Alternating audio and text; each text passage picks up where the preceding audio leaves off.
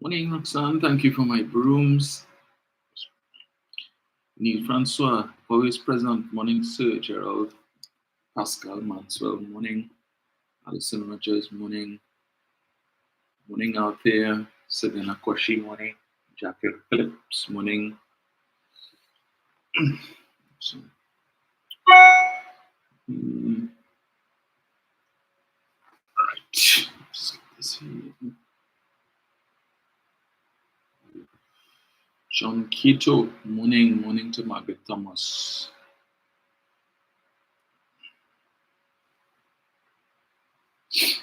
Alison Boyce, morning. Christopher Serrett, morning. Morning, Joy.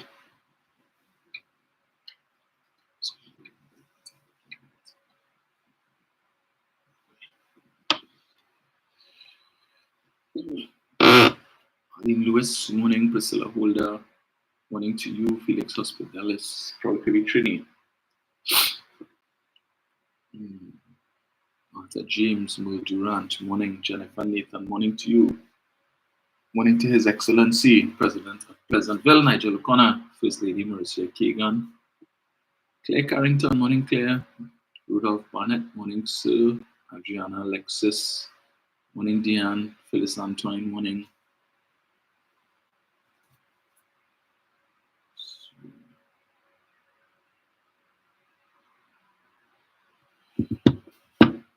Sean Edwards, morning. Angela Maru, Trude, Carol Boyce John, morning. Kathy Belfont.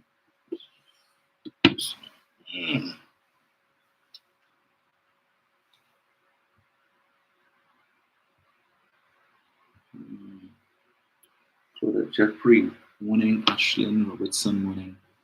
Morning, Carol. Toria Gani, morning. Right, so it's already 6:40. I don't think I'll be on that long this morning because my hand is still in a mess. Yeah, so I wasn't able to come on Tuesday for two reasons. Primarily being this, of course, and also I had an event on Tuesday involving the National Trust. So we visited what's called Banwari Trace. I don't know how many of you would have heard of that place, but it's somewhere down in San Francisco where it was my first time visiting. I understand that that's where they found a 5,000-year-old skeleton some time ago. The earliest evidence we have of well, indigenous peoples. I believe the skeleton is now housed at UWI, but it was during some excavation at that site some years ago where they were actually removing some of the soil to sell for backfill that they came upon the skeleton. So apparently that was a significant location for First Peoples. So the site is now under the control of the National Trust. There is the belief that there may be other skeletal remains there, but a large portion of the area is private. Well, it was private land that was sold, and so you have a lot of houses around the area, but that particular spot. Yeah, so it's interesting if you've never visited. Things are in the works to develop to make it more of a tourist site, really. So, but it was interesting the history behind it and how it lines up with the San Fernando Hill. Because when you go to the top of the mound where the skeletal remains were found, it lines up with the San Fernando Hill, and based on the history that we were given, that also lines up with some other mountain or some hill in Venezuela. So anyway, it's an interesting history, one that you could get more information from if you visit. So this is called Banwari Trace, named after Banwari man is the name of the skeletal remains that were found. So right. So the last few days have been quite interesting. On the politics side, as is always the norm, right? And never a dull moment in sweet TNT. So there were two interesting debates that took place in the parliament over the last almost week, because I think last week, Friday, they debated in the parliament the bill that speaks to increasing the borrowing limit of the government by some $10 billion. And then on Monday, they debated the amendments to the Property Tax Act, both of which have been rather contentious, and both of which also on Friday, I believe they would have debated the the name that was sent to the parliament by the Police Service Commission for the appointment of a substantive Deputy Commissioner of Police, and one Suzette Martin, I believe is the name of the person who would have been approved by the parliament, much to the chagrin of the opposition. Because as was the case last time, when the name Mr. Lucas, Wendell Lucas, came up, even though he didn't have the support of the state, Rudal Monilal, who spoke, was the only person to speak on behalf of the opposition. After they did their research and their investigation, came and told us about certain things which made them uncomfortable with Mr. Lucas.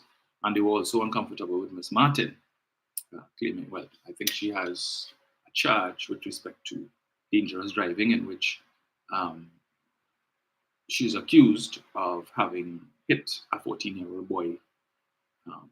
So that matter is still pending. And according to Monilal, she was also a part of the team that went to Barbados to get Mr. Brent Thomas, the infamous gun dealer, who they claim he was abducted, and they keep pressing this thing. He was abducted, and despite the fact that the Barbadian Attorney General made a statement in their parliament in which he disagreed with the characterization by our local judge that Mr. Thomas was abducted. He said, based on information that he has with respect to how the operation was conducted, there was no abduction. But Gary Griffith and the UNC continue to use that characterization. So they want to tell the Barbados Parliament, the Barbados Attorney General, the Barbados Prime Minister, the man was abducted. We don't care what they say. We say it's an abduction, and therefore it's an abduction. And regardless of if you will make an official statement in your parliament, we say he was abducted. Okay, no problem. I'll go with it. These are the people who are hoping to be the next government. Right? So no regard for diplomatic relations with Barbados. So if it is that you'll win the next election and you continue to pursue this issue, which they seem to want to do, are you going to write to Mia Mottley? And because, if memory serves me correctly, the leader of the opposition did in fact write to Ms. Mottley, basically demanding an investigation into the matter. Right? So she wanted to tell Mia Mottley what to conduct an investigation into the matter. But of course, we've heard nothing further from them, so it doesn't even seem like she got a response, one acknowledgement of her correspondence from the Prime Minister of Barbados. No surprise there. But anywho, the two other big issues, as I said, was the increase in the borrowing limit by some 10 billion, and also to property tax. The amendment to reduce the rate from 3% to 2%, and some other minor changes. Now, I was listening yesterday to Darian Marcel, as I do every afternoon.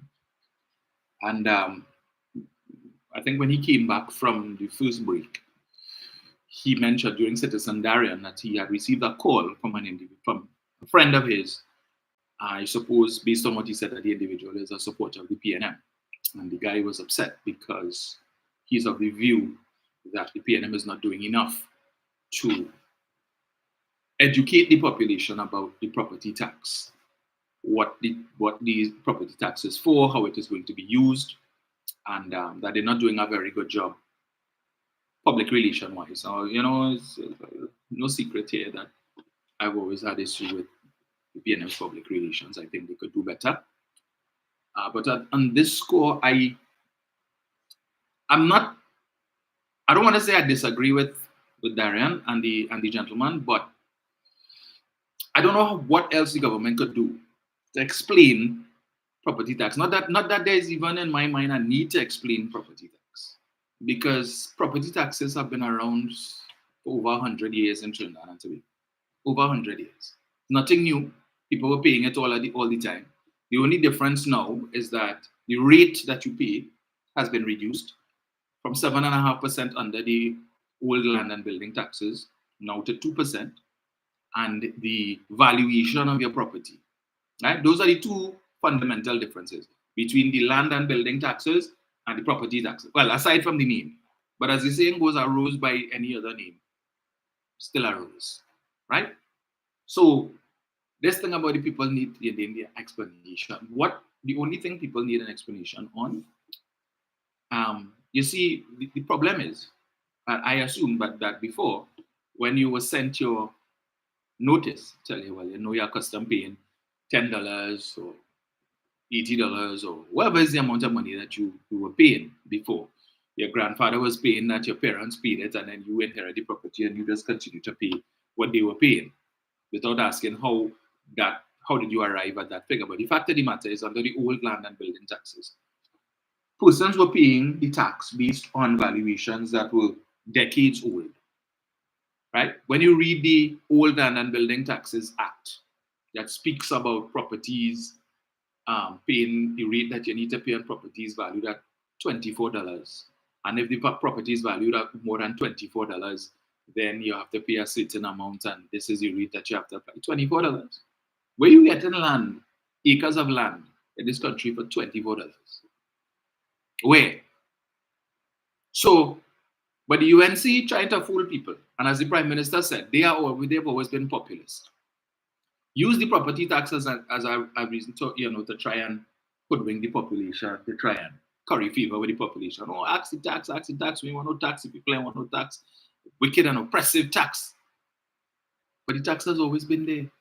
That tax has been around longer than most of us who are alive in Trinidad and Tobago today, and by extension, longer than most of us who are alive in the world today. That tax was there. As I said, the only difference between what obtained then and what exists now is the rate that you're paying and the value on which you're paying that. How you expect us in 2024 to be paying land and building tax? Let's say you want to go back to be paying land and building tax on property values of $24, $100, $1,000. So those values haven't gone up. So we should continue to pay based on that, right? Because, hey, that's what the population wants. People suffering, they can't afford to pay at this time. Let me get this here. What is it?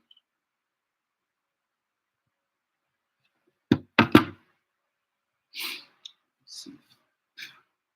So let me get this here. So I saw CNCQ put out the question the other night. Do you think that the property tax is going to affect voting in the next general election?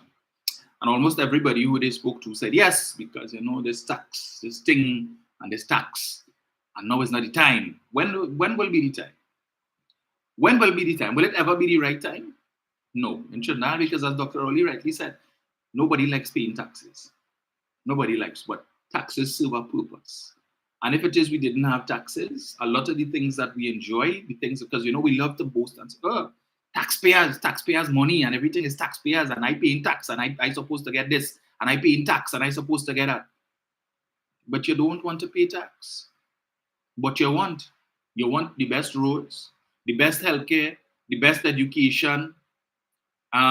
You want subsidies, fuel subsidy, you want subsidy on electricity, subsidy on water, subsidy when you fly to Tobago, subsidy when it is that you go on the ferry, because the belief is, well, the oil and gas money belongs to the citizens, and therefore we're supposed to benefit from that. You don't want the government to spend money on renting buildings from certain people. But again, you want your garbage collected 3 times a week, at least. You want water in your tap 24/7, despite the fact that WASA has been in debt for many, many years. But we want all of these things. But some of you all will have to talk about call yourselves taxpayers and paying tax and tax. How much tax you really pay? Thanks to this administration, thousands, tens of thousands of you all no longer pay income tax. So the only tax you're paying is VAT. And when you go the next time you go to the grocery, and I keep saying that, I love to go to the grocery and stand behind people who have full trolleys. Better set if you have 2 trolleys. So I could mark out to see what was your total bill. But I'm not interested so much in how much you spent. I want to see how much VAT you paid on all of that. And sometimes you'll see people spending between $1,500 to $2,000. And when you check the amount of VAT they paid, 80 something dollars, 90 something dollars, 100 and something dollars in VAT on a $2,000 plus bill. Because remember, not everything in that trolley is VATable. But most people don't look at that. But yeah, you're paying VAT. Only put back VAT on everything. Taxpayers and taxpayers' money. But if the garbage truck don't pass for a week, you vex. You're cussing, long I put out my garbage. I cut some branches of the coconut tree and I'm waiting for the truck to pass to pick it up, and up to now they can't pass yet. You vex. But yeah, I paying taxes. Okay, you're paying taxes. How much taxes you pay? We know you're paying less taxes today than you were paying in 2015. Even if you're still paying income tax, your personal allowance went up not once, not twice, but 3 times.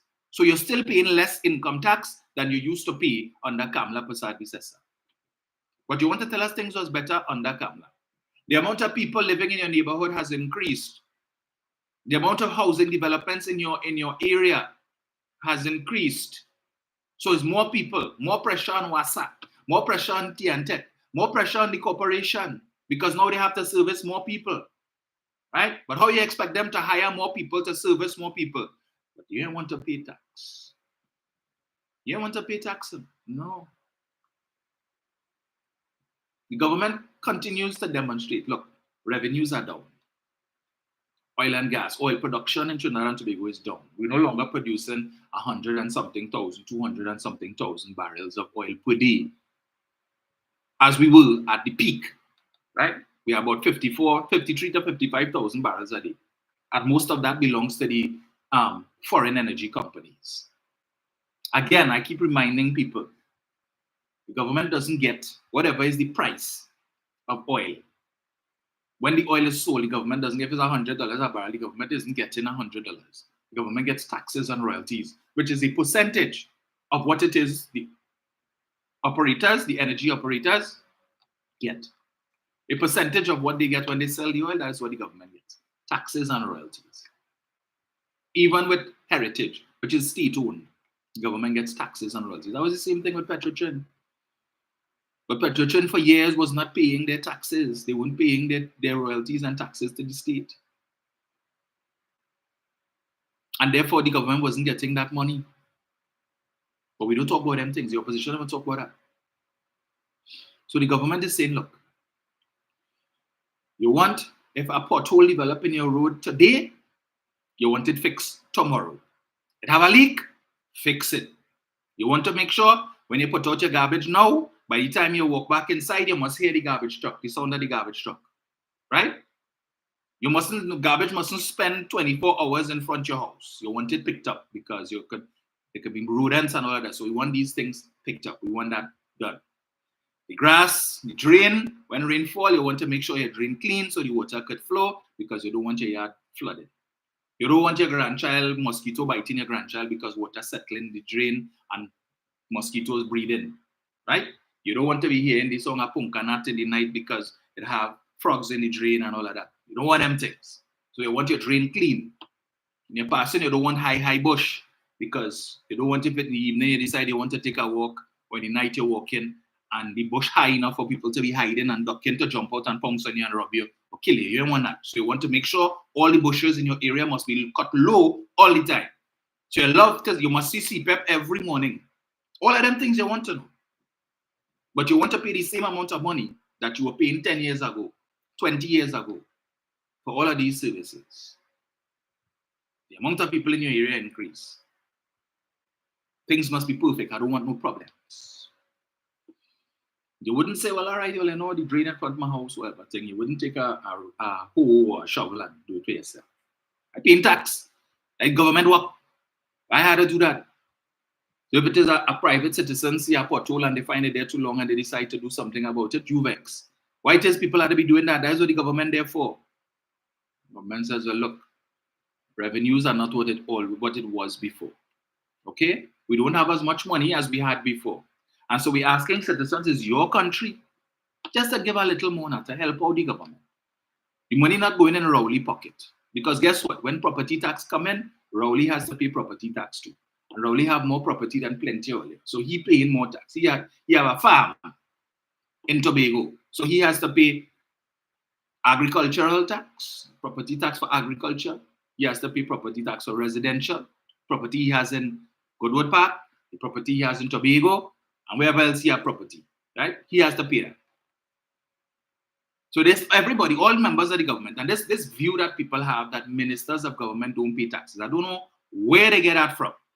I've said it before and I would repeat it. The only tax that ministers of government do not pay are taxes related to the purchase of one vehicle every 2 years. That is part of their compensation package. Recognizing the fact that as members of parliament, they are required to do some driving about the place and they're not supposed to be using state vehicles. Remember, not every member of parliament, not every government MP is a minister. So this view that, okay, they have their minister and the ministry have vehicles. You're supposed to use the ministry's vehicles to do the ministry's work. But your work as an MP has nothing to do with your work as minister. So you're not supposed to be using the ministry's vehicle to go and do your work as an MP, which is to visit your constituents.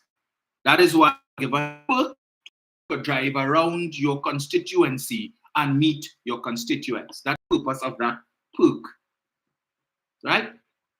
That is the purpose of that perk. But they pay income tax, they pay NIS, they pay health surcharge, all of the other taxes. They pay, right? All.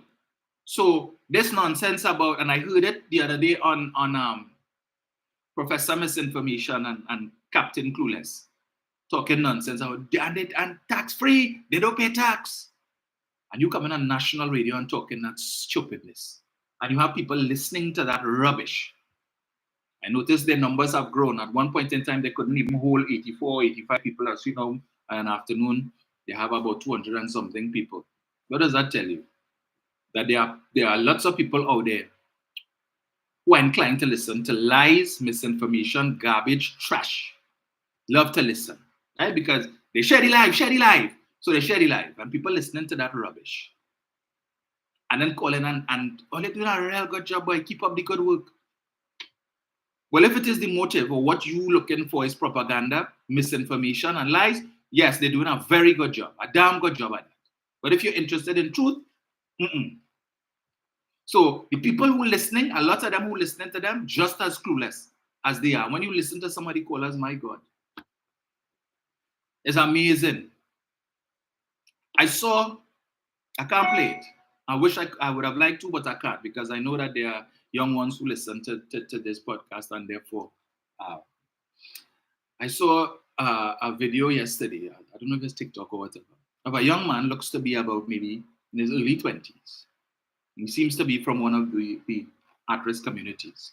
Bareback, afro, smoking a cigarette, well, elongated cigarette. So we know what that is. But he felt the need to do a live or a TikTok video, whatever it is, to consult the government and Dr. Rowley because of his views on what it is they offer in the youth. So you see, you know what Rowley and them effing offering the youth? They come with some agriculture thing, right? For the youth to go and dig dirt and dig trench and all kind of thing. That's what Rowley and them giving the youth. But what about the Spanish and them? Them Spanish and them and doing that. Spanish and them getting all them good job and thing, and that's what Rowley want to get the so and so youth. Agriculture thing to go and dig trench and in the hot sun and dig dirt in the hot sun.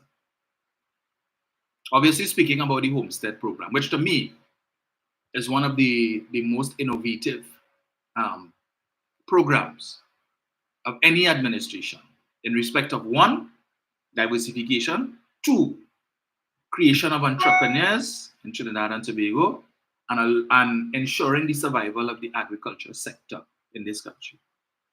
But this is as a young man. As I said, he looks to be in his early 20s. Look like he could be about 20, 21 years old. And he does a live. And of course, it tells me that his mindset would be shared by his cohorts who he limes with all the time. Because he didn't look like he working anywhere. Or if he does, he looks like he probably have a little laborer job. Doesn't look like he finished school. Another one of those who fell by the wayside.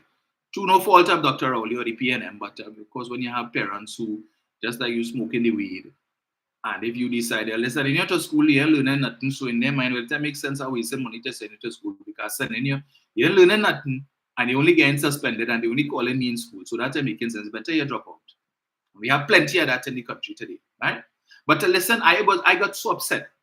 It's not even a minute. The video isn't even a minute. That's a clip of I would have loved to have listened to the entirety of what he said.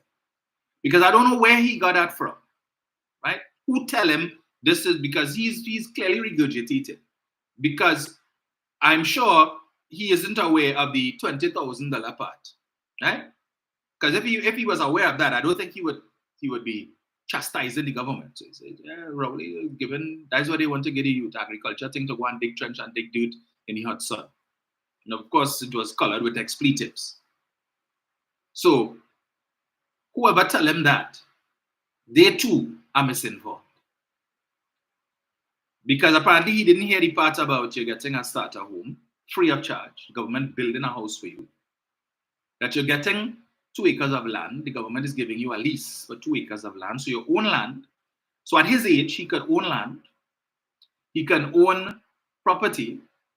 You're getting 20,000 to start your business, and they're sending you, you're doing a course. That's what he said. He called it, yeah, they're giving you the agriculture course. But they're paying you a stipend to learn. So you're getting money to learn. You're getting training. At the end of the exercise, you're going to get certification that says, hey, you know what you're about with respect to agriculture. Agriculture isn't what it always used to be, right? Gone are the days, they still have it, but for the most part, agriculture has moved with the times. So most people who involved in agriculture no longer dig in dirt, and even if they are, then look using luchet and shovel and all of them kind of thing, or whatever, plow with oxen and all of them thing anymore, right?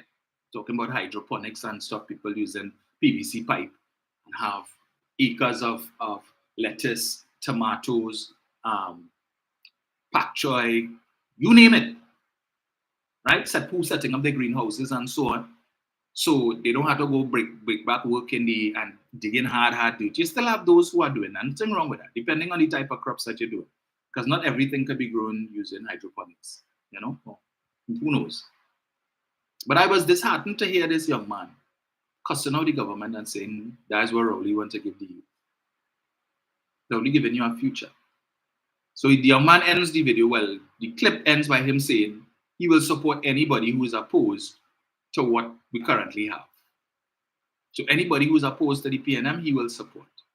Because all Rowley want to give the youth is an agriculture course to go and dig trench and dig dirt. Even though that's probably what he's doing now. So, hey, have a construction work for you, boy. They're paying so much and so much for the day. Yeah, let me go now.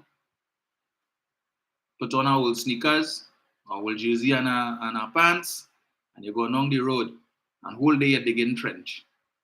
Whole day you're digging trench for a foundation in the same hot sun. You're mixing cement in the same hot sun.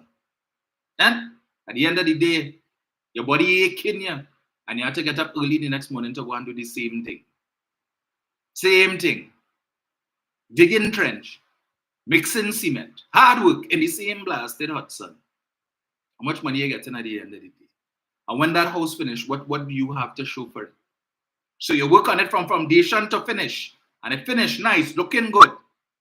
And at the end of it, the money that you made for working on that house, it finished. What else you have to show for it? You have a certificate that says you're a mason? You have a certificate that says you're a carpenter? You have a certificate that says you learned anything?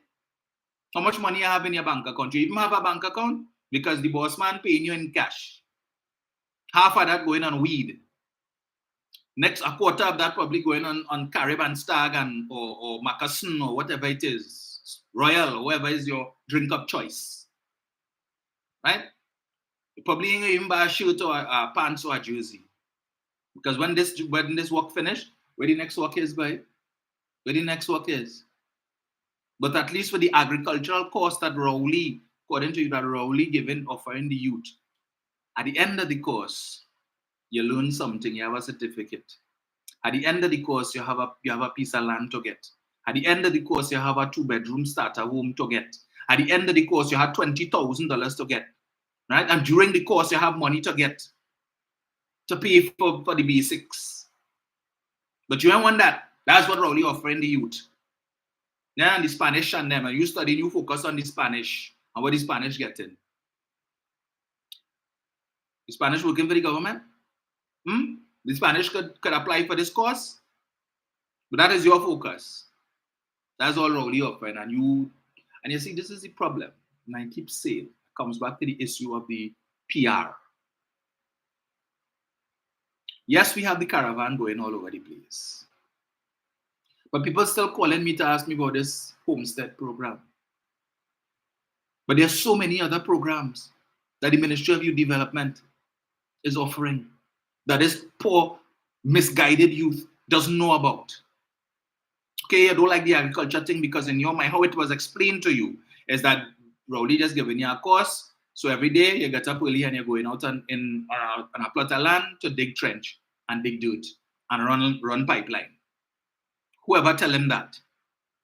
Misleading, eh? Unfortunately. But the other courses, you don't like hot sun? No problem. The Ministry of Youth Development have other courses too, for which you're being paid to learn. Paid to learn. You ain't know about that. Poor soul. So he going now among his cohorts who thinking like him, who in the same position as he is. And they are the future voters, right? And he going and tell them, boy, that Finn Rowley, boy, that is all them want to offer the youth. Agriculture course to go and dig trench and dig dirt in the hot sun. Clearly, this is a discussion. And they probably didn't tell him directly, you know. He probably was sitting on among a group of his cohorts, his colleagues, you know, lighting up the chalice, and the conversation start. And somebody say that, and he sit down there and he hearing that. Because clearly, the other aspects of the program he knows nothing about. All he hear is the agriculture course. And when they're having this discussion, so they're doing their own PR, you know, but that's what they're talking among themselves. So how do you expect the government to get the crime situation under control? No. The government trying. They have a program, again, under the Ministry of Youth Development called Talk the Thing. I only saw one installment. I don't know if they've had others, but I only saw videos of one installment where Foster Cummings and persons from his ministry, along with Young Brother, who is an artist from Sealots, would have gone into Sealots and spoken to the young people, you know, talk to them, motivate them, and so on. But clearly, the message hasn't gotten out. Clearly, it hasn't gotten out. Or what has gotten out is not what the government would like. It's not what is the truth. And so this young man, probably not going to vote anyway. But it doesn't help because the government would like him to vote. But there are two options. It's either he's not going to vote, or if he does vote, he's not going to vote for the PNM. Why? Because the only thing the PNM offering the youth is agriculture course to go and dig trench and dig dirt. How are you fixing that? How are you fixing that? You have a beautiful program intended for persons between the ages of 18 to 35. And some of the persons who are targeted, the most vulnerable, because watching this young man and listening to him talk, he strikes me as the type who would have no problem picking up a gun. And so young, you have a hatred for the government based on lies, misinformation, unfortunately. I said I'd love to play it for you, but I had too much cussing. I can't even say I'll put it up on the page for you to listen to because. But if you're interested in hearing it, you could just visit Juliet Davies' page, J. Sharon Davy, on Facebook. She posted it up. You could go and look at it there and listen and hear the young man. Most unfortunate. But again, as I said, that is just one of the programs that the ministry is offering. Just one. about 16 or 17 when I interviewed Foster Cummins on Synergy TV. At the time, he indicated to me that there were about 16 programs. And I'm sure they would have rolled out more. In fact, Foster Cummins, I think, I don't know if he's back yet, but I know that he was in Ghana. I think he may still be there. He, the Minister of Agriculture, and yeah, he's probably still there because I don't think he was in the House when they took the vote on Friday and on Monday. So I know that he, Amina Singh, and the Minister of Agriculture, Kazim Hussein, were in Ghana looking at certain projects in Ghana and so on. And I'm sure that when Mr. Cummins returns, we're going to see the implementation of some of what they would have seen in Ghana with respect to those projects. So this government is constantly looking for ways and means to provide things for the youth, to keep them out of a life of crime. So when I listened to the Senate session, was it on Tuesday night, to David Nakib, who fancies himself to be the defender of the poor. Don't worry, I come into camera just now and the foolishness about she owned no property in Trinidad. We come into that just now. So I listened to David Nakib. Waste that time. I mean, if, they say hindsight is 20/20 vision. I think if I had a crystal ball, back when I was putting down my list of secondary school choices, and had I seen in my crystal ball who David Nakib was and who he would turn out to be, I don't think I would have put down CIC as my first choice. This man is an embarrassment to St. Mary's College. I am ashamed to say he's alma mater. Shame. Shame to his alumnus. Shame. When I listened to that contribution, right? So he spoke about how he went to the Taha place after the shooting that took place on Saturday. He was of two minds of whether to go, and he thought about it, and in hindsight, he regret going. He shouldn't have. This is not about politics, and he shouldn't have gone. But something tell him to go, so he went to her place after this shooting. And he says this is not about politics, but he noted that nobody from the government has gone to her place to meet with the people. But he went, and Julian John went. What they went there for?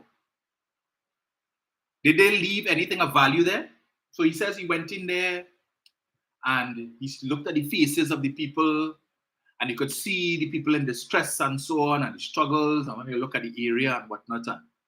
And this is a PNM constituency, and the office of the Member of Parliament is just a stone's throw away, and up to now, the Member of Parliament hasn't gone to meet with the people and all of that. And what is the PNM doing to uplift these communities? And he says to them, he ends his discourse by saying, after 52 years, with all of these constituencies on dollar, name one. Tell me one thing name one constituency, one community that you all have uplifted in the last 52 years. Name one. Right? This is Nakib. But you waste on the government. Talking about the government, they don't care about the poor and the property tax, and they doing nothing in these communities to uplift the youth. What did he do? He went to her place to what? To provide a platform for the people to battle the government, so that you could go in there to say, well, look, we went, the UNC went, but the PNM go. And he talked about how the Minister of Housing put out a statement, and the Minister of Energy, who is the MP for the area, I don't know if it's who's the MP for that area or this guy. But the minister put out a statement, and this one put out a statement, but nobody has gone to visit the people. Interestingly, yesterday morning, a colleague of mine called me to ask me if I'm listening to 105. I said, I don't listen to that station. He said, well, boy, I listen to the station here, and Twiggy wasted on the government. But he said, but she's still PNM?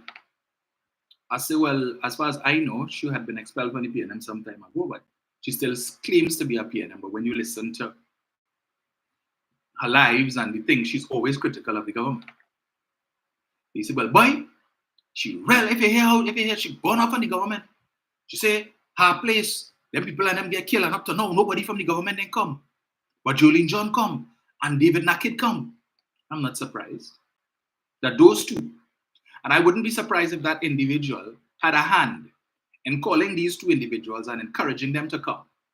Because these are the two people who always visited her, always going home by her in East Dry River, Basilon Street, or wherever it is she lives, to bear gifts. So anytime they drop by, she would do a live. Hey, look my brother David, look my sister Jolene, look she come and she bring thing for me, and I have a big PNM, and look Jolene come and she bring this and she bring that. So I wouldn't be surprised if somebody make a call and say, Jolene, David, or let come up here and nobody from the PNM come, or let come and do something. So they went. But I listened to Naked talking about the government doing nothing to uplift these communities, and they're doing nothing for the youth. But all of these programs that the government has in place. You think when Naked went in there on Sunday or Monday, whichever day he went, because the thing happened Saturday and Tuesday night, you're lamenting the fact that nobody from the government went. So 2 days after, so clearly you vex. 2 days after, so you won anyway. He went inside it. I am sure Naked would have encountered young people between the ages of 18 to 35 when he went in her place. You think he tell even one person about the Homestead program? Or any of the other programs that the Ministry of Youth Development is offering? You think Naked, we went in there again, talked about the expression on the faces of the people, and they've so forlorn, and they this and that, and they're distressed.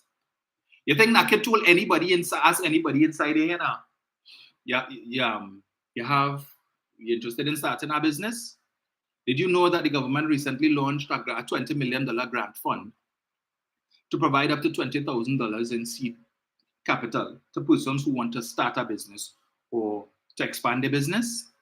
Did you know that you're also getting training over a period of weeks, I think it's 13 weeks or something like that, of training, hands-on training, so that your business could succeed? Did you know that the government has also put things in place so that when you start your business, you will continue to get support? So it's not that they're giving you training, giving you the money and tell you, okay, go and run a business. But you're going to have continuous support. So if it is you're running into any challenges that could threaten the continuity of your business, they will help you. If it is you are inclined towards export, guess what? The Ministry of Trade and Industry have things in place to help you too. You're looking for a place to be able to start your business, to run your business, because where you're living, you don't have space and you don't have money to go and rent a space. Well, guess what? The government have space for you too. They're building facilities to be able to give you space. So if it is that you're creating stuff and whatnot, they have that you want to make pepper sauce or whatever. They have facilities, all of these things in place too. You need additional money. Did you know that they have that too? You didn't know that? You did not tell anybody inside there in her place about that. But the government is doing nothing for these communities, nothing for the youth. This is Naked in the Senate, unanswered, right? Naked the government, this government, after how much years, now almost 9 years in office, they build nothing, they ain't do nothing. And all of them repeating that mantra. All of them repeating that mantra. You think he even know about some of these programs? One, if he knows, he's certainly not going to promote it. Because in the words of Basdeo Pandey, it is not the job of the opposition to make the government look good.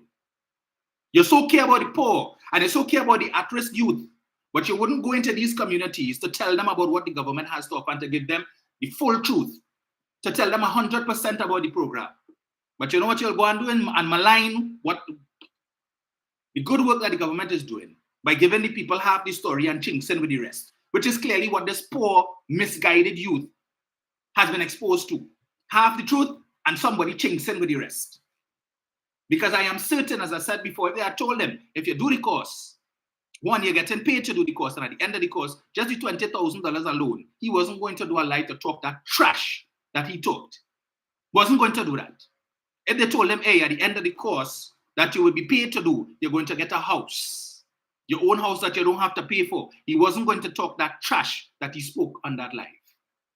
Wasn't going to do that. If they told him, at the end of the course, you're going to get 2 acres of land from the state at no cost to you. You're getting a deed at 20 or 21 or 22 years old. You have a deed with your name on it.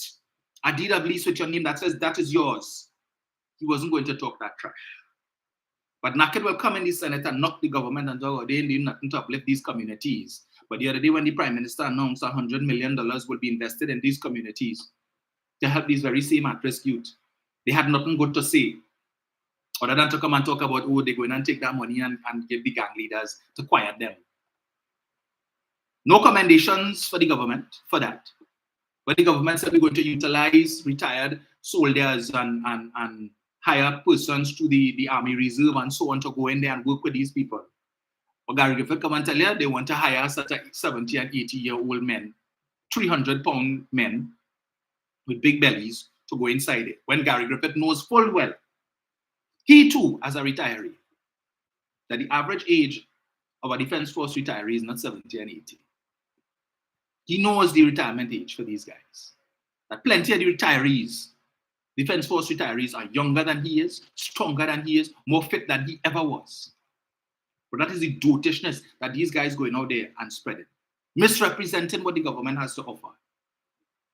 But again, when PR is weak, so clearly the caravan ain't working.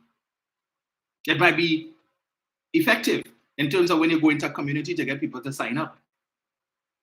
But when it comes to marketing what it is the government is offering, clearly there's a disconnect. Clearly there is a disconnect. And this young man is evidence of that. So when the government think they're doing something good, yes, look, we have programs in place for the youth. You have those who try to sabotage the government, telling the young people and them, that ain't good enough. Yeah, watch, all Rowley want to give all, Rowley want all you go in the hot sun and dig trench and dig dirt. That's what Rowley want to give all. What was the UNC's, and then I could have the audacity to talk about development. And there are no development programs, and this government isn't offering any development programs for the youth in these at-risk communities. What was the UNC's development programs? Color Me Orange? $69 a day for 3 months to pretty up buildings that needed to be demolished. That was their idea of development, right? Their idea of development for the youth, uplifting the youth, is to launch the Color Me Orange program in Hilton Hotel. Give them jerseys that they had to pay for out of the $69 that you're paying them. Small money as it is, but then you have to tell them, well, you know, we have to hold back a little something for the jerseys that we're giving all, right? And you all are required to show up at the Hilton for launch. And then when they reach there, met by heavily armed police officers in riot gear, guard an emergency. Just in case all you unruly people, all you never see come see, decide to jump out all yourself. And then they go into the Hilton, you know, and they make a little rumblings and so on. And the then Prime Minister want to play school teacher, right? Last time she addressed the crowd like that. Hands up, out, down. I want to ask Naked, is that your idea of development? For the youth? I wonder if this young man, this poor misguided soul, is inclined towards baby grant. $500 a month to make child. You already have a set of children that you can't mind, but come and make more. And we will give you $500 a month to buy Pampers and milk. That is the development that they offer those communities. Ask him what else did they do. You tell him, live sport, $1,800 a month as a stipend to come and learn math and English. So at the end of the exercise, you could read and spell. You could count from 1 to 100. You could do basic math, right? Great, wonderful, and you got $1,800 a month for that. What after that? You got a certificate that said you completed life sport? Okay, yes, I'm going to look for work. I have a life sport certificate here that says I could count and I could spell. $400 million spent. $400 million on who are the main beneficiaries of that money? Not the intended beneficiaries, most of whom were happy to just go sign their name in the morning to say that they showed up for class and then they go on. Lunchtime, box lunch reach, go and collect your box lunch, you eat your food, you go on your way. 34 million paid to one man to teach math and English. Not a stick, a chalk, not a pen, not a pencil, an eraser, ruler, nothing. Not one class taught. Not one. He walked away with $34 million. Today, he has gone to the great beyond. How did these young people benefit?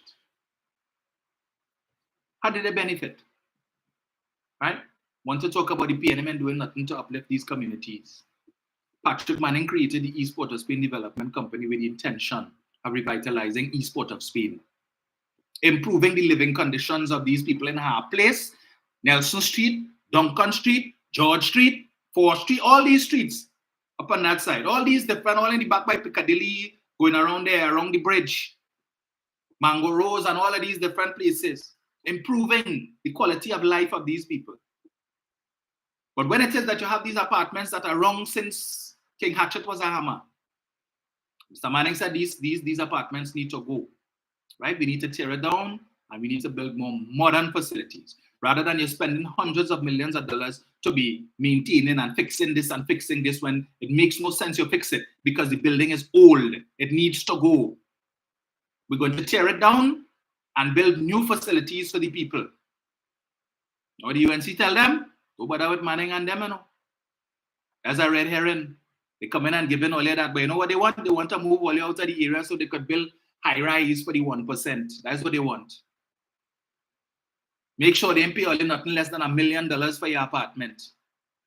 Right? This is what they were telling them. Huh? Make sure nothing less than $1 million for the apartment. Some of them win tens of thousands of dollars in rent. They rejected the Manning and the PNM. Kamala came in, and what did she do? She improved a lot? No. Never she tell them. Pay $100 and take the apartment. Buy it for $100.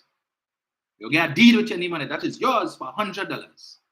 But understand, what she didn't tell them is that when you buy it for $100, just know that you absolve the HTC of responsibility for maintenance because that is now a private facility. That is no longer HTC.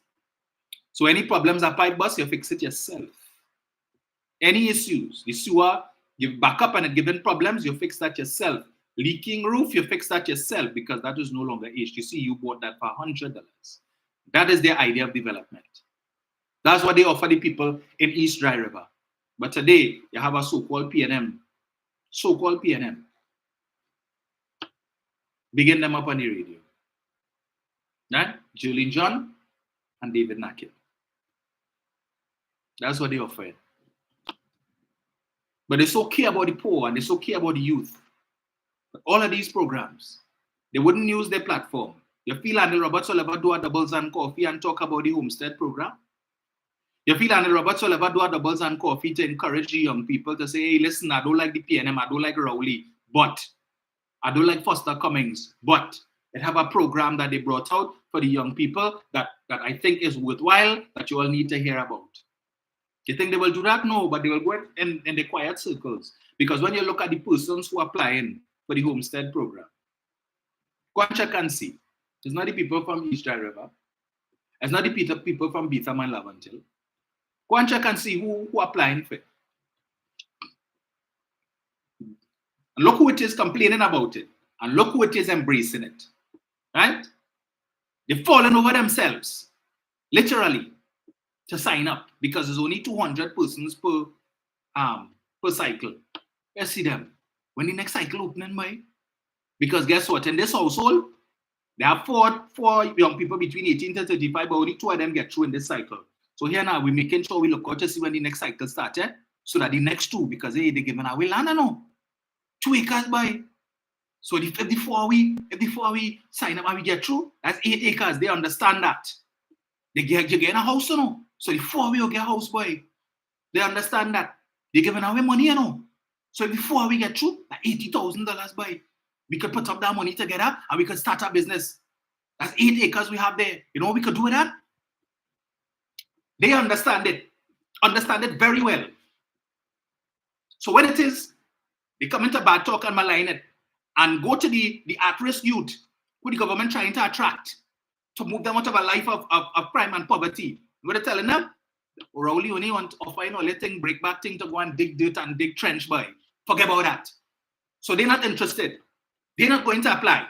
But meanwhile, they're going to their constituencies and telling the youth there, yeah, boy, you will get this, and they pay you too, you know. And hey, you're working, but don't worry, they have a part-time thing too, so you could still work and do the course. But you know, and you still get paid too, you know. Yeah. So you could that little money again, that little extra money, you could do this, you could help out. But don't worry, remember at the end of it, you're getting land and money and house.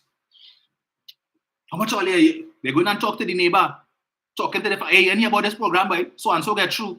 We sign up, we don't sign up already, boy. Go and sign up now. Come, I go help you. You try to sign up and yeah, I will help you. At the end of the day, land, money, house, training, farmer's license, all of these things that they have, they could go to the ADB and take a loan to develop the 8 acres or the 10 acres or how much acres they get. That's what they study and they thinking ahead. Well, here what? We'll go, we'll pool everything together. So we get that 20,000, right? That's 5 are we? 100,000. Could do that. We could put on that and we could do this. And we could go and get a farm and we could get this and we could get that. And we can use your 2 acres or that 4 acres and we will plant this. And they see the next 2 acres, we will plant so and so. And we will put the hydroponics there and we doing this. And they done mapping out already how the acres going. And we getting starter house. So all them things they done studying and work out that, you know. Yeah. But we cussing Rowley, you know. Cussing Rowley. But we taking what Rowley offering because it making sense. And we need to ensure that we spread the wrong word so that the people that Rowley would like to see take up the opportunities. Get them misinformation so they're not interested in that. So it have more space for those of us who are aware of what it is and what it could do. And people like Naked and Julie John, rather than you go into these communities and tell the young people the truth and encourage them to sign up, you're coming to talk about, oh, the government ain't doing nothing to help the poor and they ain't doing nothing to help the youth. You want them to go in her place and bring 2 hamper. That's what you want them to do, right? Go in her place and bring hamper and say, look, hold that. Or send them by the Ministry of Social Development so they could get a grant or a food card. That is what that is development for them. And yes, that making sense. Call Donna Cox, let Donna Cox go in the harp and talk to them in the harp and tell them, yeah, well, we bring some forms here to fill out if anybody need a funeral grant, or if anybody need public assistance, or if anybody need a food card, or if anybody need a house grant. That's what to give them. Get them grant, food card, get them that. But we're not interested in Foster Cummings and his people coming into the harp. We're not interested in Foster Cummings and his people going into Beetham and Silos. No. Send Donna Cox and her people. That's what to do. Right? But then we complain about the PNM and nothing. I hope the government understands the challenge that they face, right? That at every turn, the people that you are trying to target, the young people, when I saw that video, I was most upset. Most upset. Because this young man clearly is not seized of all of the information.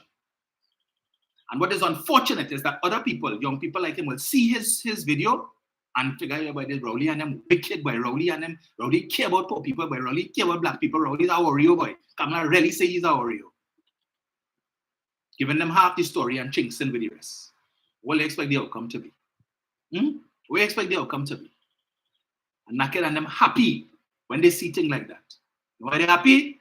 Because then them young people and them, yes, the youth, they're voting for Rowley, they're voting for the PNM. They mightn't vote at all. But they could run up inside there afterwards and Julian could come with furniture, stove and fridge and mama guide them. You see Julian come and she help me. What Rowley bring? Still trying to give me nothing. Come and she help me. What Rowley bring? Still trying to give me nothing. Right? The caravan ain't working. The caravan ain't working. Right? That caravan needs to be every weekend in these communities. And it has nothing to do with race. Let me make it abundantly clear. This has nothing to do with race. This has to do with the state. Yes, it's available to everybody. But again, when it is that Fitzgerald Hines in 2 years ago, 2 years ago, I think it gave that speech at the Emancipation Procession when he represented Dr. Rowley and he spoke about a particular project, a program that the government had in distributing agricultural lands. And when they look at the list of names of persons who are applying, you noticed a shortage of persons of African descent. And they took him to task for that. Oh, the government, that is how they're giving away state land, state assets based on discrimination. No discrimination. If it is that you look and you see you can't go and force people to come because clearly this young man and people like him not interested in digging trench and digging dirt. Except if it is that they're building a house. A little hustle, a kobo sweat. Yeah, you get 5 days here or 10 days there. Have a little house building down the road. Hey, we're looking for laborers, but you interested? Yeah, let me go now. Let me go now. But you wouldn't take the time to go and find out exactly what the program is about. But you sit down and in earshot, you hear this what you hear. And rather than find out the truth, or you will listen to Professor Clueless on 91.9 every evening talking trash. If you ever hear either the two of them talking about this program and praising the government, you feel people like Kunji will call and talk about the program and encourage young people. No, Kunji wouldn't do that. Instead, when he tell you about, oh, when Kamala was there and when Kamala was there, what Kamala do and Rowley. The leader position that she has no property in Trinidad and she has no property outside Trinidad. She said that in Parliament. It is on Hansard. And of course, we know about the Pink Palace. So I don't know if it is that since over the course of the last 15 years or so, she has transferred that property. But we know in 2010, she had property. In 2010, she had an interest in the Pink Palace. Based on what she said a couple nights ago, she has no property in Trinidad. So, yeah. Interesting. I don't know if it is the property on Greg name alone or whatever reason she took off. But I recall in the lead up to the 2015 general election, Jack Horner told us about a property next door, a big property next door, that was purchased by one Christian Gokul. But Jack Horner told us that the real beneficial owner was the leader of the opposition. And when we heard that Christian was able to purchase this house by selling stones. Yes, he just sells stones. Apparently, he had money in selling stones, and he was able to, I don't know what kind of stones, but he was able to purchase this property next. So, what Jack told us that Mrs. Prasad-Bissessar had an interest in that property. This was one of the many claims that Jack made for which Mrs. Prasad-Bissessar promised she would bring an avalanche of lawsuits after the 2015 general election. She did not sue Jack Horner for that claim. One wonders why. Because your reputation was solid. People believed. That was one of the things that cost you the 2015 general election. And people heard about that. This house next door and other properties elsewhere. $8 million you allegedly received from Ishan Steve for Section 34. We heard about all these things that she said she was going to sue and never sued. Wonder why? Is it because she figured Jack might have had some information that he might have brought out in his defense? No, I don't know. But she says she has no property interest. Okay, I can't argue that. You see the difference between the PNM and the UNC. Because if Dr. Rowley or any member of the government had made such a claim, and the public was aware that at one point in time there was ownership of property, somebody from the UNC would have called the people in the Integrity Commission already and asked them, you could print out Form B for me, Rowley Form B or Stuart Young Form B or Hines Form B, so I could see that part that is available for public viewing. You could pull that for me so I could see that. Let me see. Inspect and see what property. Pull Kamala one for me now so I could see when she relinquished the Pink Palace. Did she ever put down the Pink Palace on Form B as property that she owned, and when did she cease doing that? Perhaps she gifted it to her son, I don't know, but if she did, it would have been an expensive undertaking because she would have had to pay stamp duty to give him for the deed of gift. And based on what she said in 2010, the property, they had spent about $3 to $4 million to construct that property. Right? They take she and Greg a year and a day, but they were able to construct it for $3 to $4 million. So we know up until 2015 at least, she still had interest in that property. So the value would have gone up to more than. So if she spent $3 to $4 million to build it, and we know there were certain additions after she became prime minister, the helipad and all them different things. So that property probably would have maybe close to $10 million or so now. Stamp duty, and that would be hefty for gift. Deed of gift. If she gifted to her son. I don't know. Why would she want to do that? Again, maybe she has concerns about her health. She is not a young woman. Greg is not a young man. And I think, to the best of my knowledge, it's just one child they have. Christian. Yes. one child. I think 2 grandchildren. I'm not too sure about the number of grandkids, but I think the only time we saw Christian was when she was sworn in as Prime Minister, and one time after that. We see pictures, but otherwise we haven't seen. Right? So she said, you see, but if she said that's, I don't know. If she says she owns no property in Trinidad, okay. I just find it interesting that you would have spent $6 million on helicopter rides to go to this great property, this Pink Palace in Philippines. $6.1 million of taxpayers' money to ride helicopter to go to this property that you don't own. When you could have just gone to the Prime Minister's residence, which was just around the corner from your office, and saved taxpayers $6 million. You spent more money on helicopter rides than it cost you to build the Pink Palace. Taxpayers' money, eh?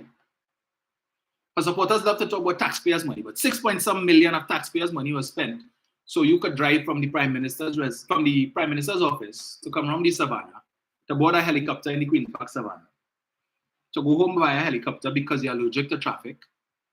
Never mind the fact that you have a police escort and they just need to put on the siren and clear the way. Yeah, you could relax in the back, sleep, as you used to do most of the time. But I don't know if it is maybe the stench of vomit and urine was just too much to bear. And so you decided to take the helicopter to go home and to come to work. So you could get up later now because it's helicopter, so you aren't enjoying the traffic. So instead of getting up 5 o'clock, 4 o'clock to beat the traffic home, to come up the road, you could just take the helicopter. When you could have just stayed in the Prime Minister's residence. But Gary Griffith wanted to tell us that when you were Prime Minister, you used to get up early morning. When you were a younger woman, right?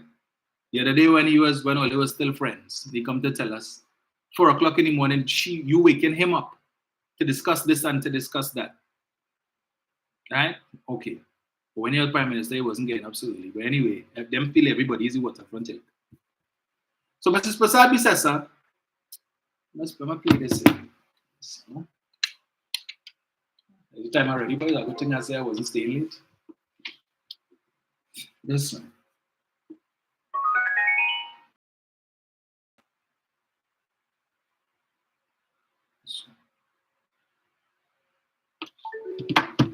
Right.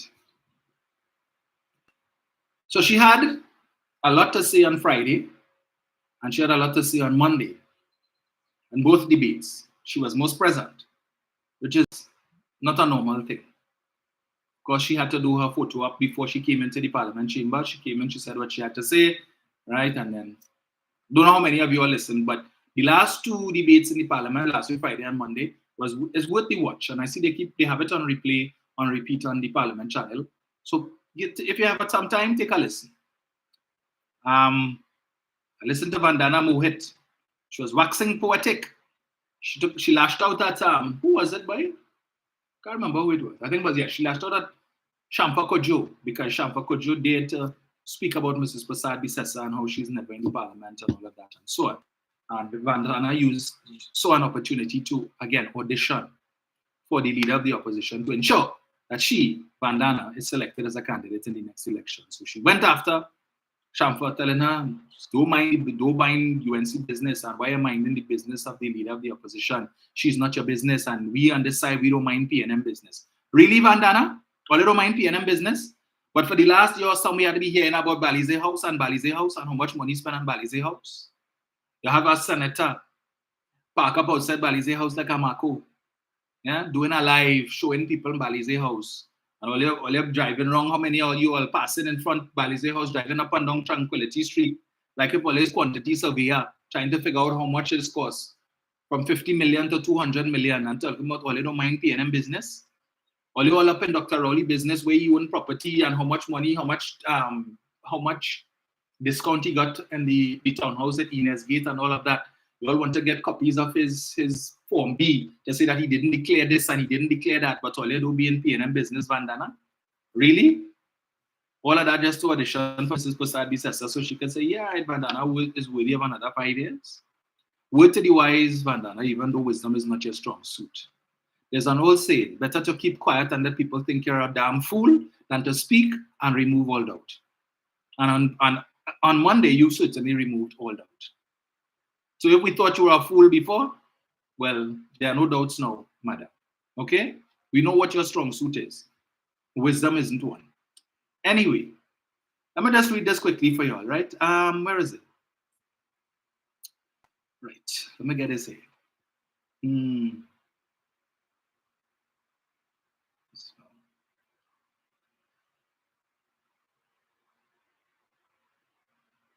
So, Mrs. Pasabi says on Monday, shamelessly came to the parliament and tried to defend the indefensible.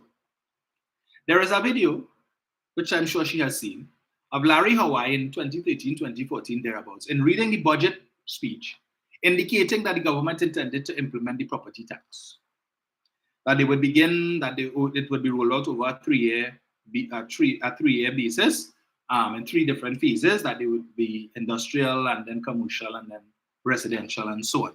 When Mr. Hawaii made that statement, Prasad Bisasa was sitting down right next to him, right? Right next to him. She didn't flinch, she didn't move, she sat down there. And I looked at the video on several occasions. Her facial expression didn't change, which tells me she was fully aware of what it is Mr. Hawaii was about to say. She had no problems with it. But she came on Monday to read not anything from Hansard, not to read an official statement that was put out by the UNC after Mr. Hawaii, the man who they paid $11 million to become Minister of Finance, to say, well, okay, this was an official communique that the UNC had put out, or the People's Partnership had put out after the budget was read, to say that is not government policy. Instead, she came to read our old Guardian newspaper article where they quoted Mr. Hawaii as saying, perhaps while he was speaking at one of these post-budget meetings, that after consultation with the business community, that they have decided that they're going to hold off on the property tax. After consultation with the business community, business community, not with the poor people that they're defending today, the poor people who they're so concerned about. After consultation with the business community.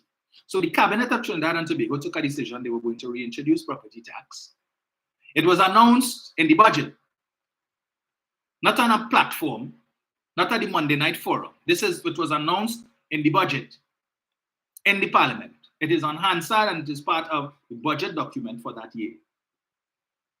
Nobody got up during the debate to say that is not government policy. But Prasad Bisasa come Monday to read an article in which Hawaii was quoted, as an aside. So he went to one of these post-budget meetings and afterwards the media interviewed him and so on. And he made a comment. That was the only thing she could find to defend her position, that her government did not intend to implement property tax. She couldn't go to Hansard to pull up her contribution in that budget debate to say, you see, after Mr. Hawaii said this, when I spoke, I indicated. Nothing of the sort happened. She spoke in that budget, and at no point in time did she indicate that that was not government policy. At that point in time, they had about 26 seats in the parliament because they had lost the St. Joseph seat, they had lost the Chaguanas West seat, and I think at that time, Anna Roberts may have already resigned as the member of parliament for W. Mero. So they had about at least 27 seats. So at least 27 of them had the opportunity to speak in that debate. Not one of them got up after Larry Hawaii to say, because Larry Hawaii was a senator, right? So he came from the Senate to speak in the House. Not one of them got up to say, well, that is not government policy, that the government is not pursuing. Hence the reason she couldn't go back to Hansard to pull up and say, well, look, you see, after Mr. Hawaii read this, I said this, or the chief whip said this, or any of the other speakers. In the Senate, when the budget went to be debated in the Senate, you had 15 of them who could have speak. Not one of them said that wasn't government policy. But in the face of this video clip making the rounds, and has been making the rounds for years now, showing the hypocrisy of the UNC, you come now to say, well, they say Mr. Hawaii did say this, but this wasn't government policy. Let me read something here for you. There's a lot to talk about, and I can't talk about all that today. Let me see if I get this here. Where is it? Screenshot this thing. Just so, let me get it here.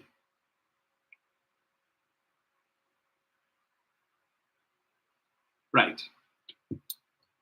The National Budget 2014. This is an ad that was put out by the Ministry of Finance and the Economy, clarifying the land and building tax. So I guess after Larry Hawaii made his statement they would have gotten calls from their financiers who told them, hey, you see that shoppiness Larry talked about, all you're going and implement property tax only starting with commercial and industrial, forget that.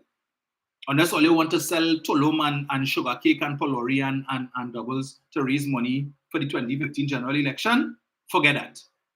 Right? So the financiers, the handlers call and say, hey, no worry about. Say, all right, no problem, say less. She picked up the phone and she called Larry, you need to fix that. So they put out this ad. It says land and building taxes. The Minister of Finance and the Economy, Senator the Honorable Larry Hawaii, has clarified any confusion citizens may have had regarding the reintroduction of the land and building tax regime. In his budget speech on Monday, 9 September 2013, the minister said, Mr. Speaker, a land and building tax regime is a key pillar in all modern tax system, all, not just in Trinidad. Recurrent land and building taxes meet all the conditions of a good and fair tax. So in 2013, they knew that. The backbone of a successful land and building tax is the proper valuation of properties within a transparent network. This will require the property rules being brought up to date. I propose to phase in these taxes over the period 2014 to 2017, during which time the properties will be valued and consultations will be held with all stakeholders. The minister asserted that there is no intention by his administration to suggest that this is not a tax on property. Let me read this again. The minister asserted that there is no intention by this administration to suggest that this is not a tax on property. It is to make it very clear that it is not the tax regime proposed by the previous administration. So in other words, yes, it's a tax. Yes, it's property tax, but we're just not doing it in the way that the PNM wanted to do it, right? Timing. As to the beginning of the new tax regime, the Minister of Finance and the Economy also announced in his budget speech in phase 1 and effective immediately, we shall commence valuations of all industrial land, including plant and machinery, whether housed or unhoused, with a view to implement this tax by July 1st, 2014. That was before he consulted with the business community, or the business community consulted with them. In phase 2, we will impose a tax on commercial properties, and in phase 3, we will impose a tax on agricultural lands and on residential properties, with a deductible allowance to provide relief to certain agricultural landowners and low-income homeowners.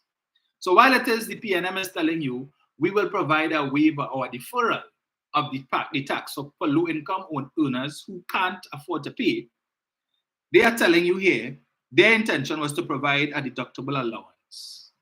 You know what a deductible allowance is? That is when you pay income tax and they allow you to claim certain deductions or certain allowances to reduce your taxable income so you pay less taxes. So you're telling me a low income earner,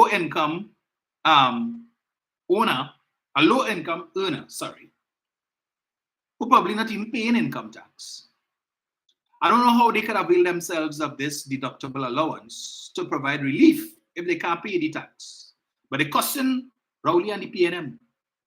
So what about the poor people? You know what? And here they twist their tongue now.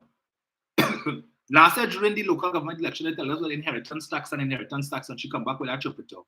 Now she come in to tell us the inheritance tax is where, under this property tax, if it is you can't afford to pay the tax, and you apply for and you're successful in getting a deferral, that when you die, your loved ones who inherit the property will now have to pay the taxes, the back taxes that you owed. And therefore, that is the inheritance tax. But that's not what they were telling you before. That's not what they were telling you. But they come now with this witness. Goes on to say, in an earlier public explanation, Minister Hawaii indicated that the taxes which are likely to remain as in the previous administrations are those on the industrial land, buildings, plant, and machinery. As regards the waiver to which the minister referred in previous remarks, he makes it clear the administration shall not introduce the tax retroactively. A waiver has already been implemented for the period 2010 to 2013. So that was the moratorium.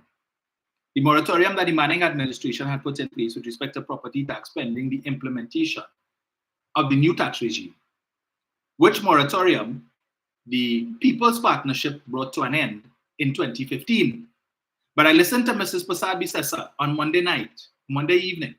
Well, when I listened to her, she's so confused. She said, Mr. Deputy Speaker, this government, they brought 5 amendments to this Property Tax Act since since the last 9 years or so. 5 amendments. And the first amendment she mentions is the Finance Act number 2 of 2015. That was the first amendment. But Finance Act number 2 was not an amendment brought by this PNM administration, contrary to the misinformation that Mrs. Prasad-Bissessar gave on Monday. Finance Act number 2, but you see, when it is that you're taking 5-day weekends and you're never in the parliament and you're never at work, you don't know what it is going on, you won't but understand why she would be confused to come and say that this administration, the first amendment was Finance Bill number 2 of 2015. The Finance Bill of number 2, 2015 was brought by them in January of 2015, which basically brought the moratorium to an end effectively 31st of December 2015. So effective January 1, 2016, you were required to resume paying your land and building taxes as you were doing before the People's National Movement under Mr. Manning implemented the moratorium. But like she didn't know that, and she said she don't own property, so okay, no problem. The next thing that had me was when Mrs. Prasad-Bissessar said, just let me get this here. That part I want to play. I want to play that. You can hear it for yourself.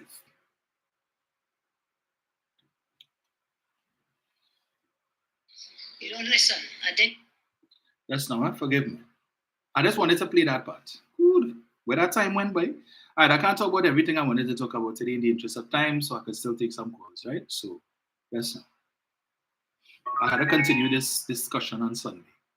But it's just that I didn't plan to speak so much about that issue, that young man, but anyway, it had to be said. Right, let me get this here. Want to tell the country, you listen. You listen, that's why you're here today.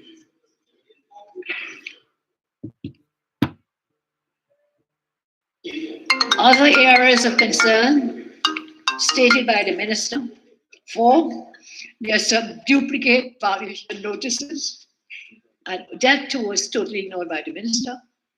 And 5, his minister said, this last set of objections came from people who felt that the property tax should have been based on the old RV, that is the annual rateable value. Obviously, there was no annual rental value under the old land and building taxes. What existed was an annual rateable value, which is totally different. And the minister today, when he was doing the history, talking about the old land taxes, didn't seem to, maybe he does know, but he chose to ignore that difference, a big difference whatsoever. So there were consistent objections. Will the minister stop mumbling and grumbling? He will have his time to reply, sir, please. It's just a constant mumbling and grumbling coming from the minister. You will have a chance to respond, sir. Can I get your protection? Again, members, I think this will be the 3rd time for the evening about Standing Order 53. Again, don't let the chair has to enforce it. Proceed. Members on the government side, please. Thank you very much, Deputy Speaker. Thank you. So there have been consistent objections to the use of the annual rental value. The fact that the population has been consistently objecting to use of the RV as a basis of taxation. Again, I say the problem is with the methodology. That should be currently under legislative review. And if this is a major issue of contention for those objecting, that should have been addressed by the minister. The minister has already ignored the vast majority of objections, dismissing them, but telling the population that, and I quote, indeed, the PNM government has taken stock of the various issues raised in the public domain regarding the valuation of residential properties, and as a responsible government, taken appropriate action to alleviate the concerns as the new system is being revised. What is new in the system, Mr. Deputy Speaker? It is totally untrue to talk about a new system we rolled out. This has been the law from 2009. If the minister was indeed listening, as I said before, the minister would have come completely remove this wicked property tax. However, none of these concerns about evaluation have been dealt with. Instead, when we look at the explanatory note of the bill, nothing in it addresses those concerns that the minister identified, nothing whatsoever. All the clauses, not one, handles the concerns that the minister identified, those 5-point concerns. There's also a lack of transparency and accountability with respect to the method of valuation. The amendments today underscore the fact that the entire property tax implementation process, in my view now officially failed process, is tainted with complete lack. So what I wanted you all to hear there, right? She says that the methodology used, the ARV, which is the annual rental value, and she don't know where they get that from. She went on to go to call this ghost rental value, and she don't know where that come from, and that never existed before. And so this is the only country where they use an annual rental value and all of that. Under the old, you heard what she said, under the old system, it was the annual rateable value and not annual rental value. And there is a big difference between the two, big difference. But she didn't tell us what is the difference between the two. But she said she don't know where they get this annual rental value from, and that never existed before in the previous legislation. Permit me to read this, right? So I did some research last night, and I came across a picture. You all can see this. You won't be able to see it too clearly, but I want to show you this, right? This. You all see that? The glare kind of. That is our old beat up black and white page. Beat out from 1920. 1920, right? Like they find this, they went and they dig up in the archives and they found this old law book covered in dust and dog hairs, pieces of the pages missing. So we know this is from 1920. And somebody photocopied it, right? Or they digitized the old laws because the book's so old and falling apart. So when you go through and you see this, you know this old. Hear what it says.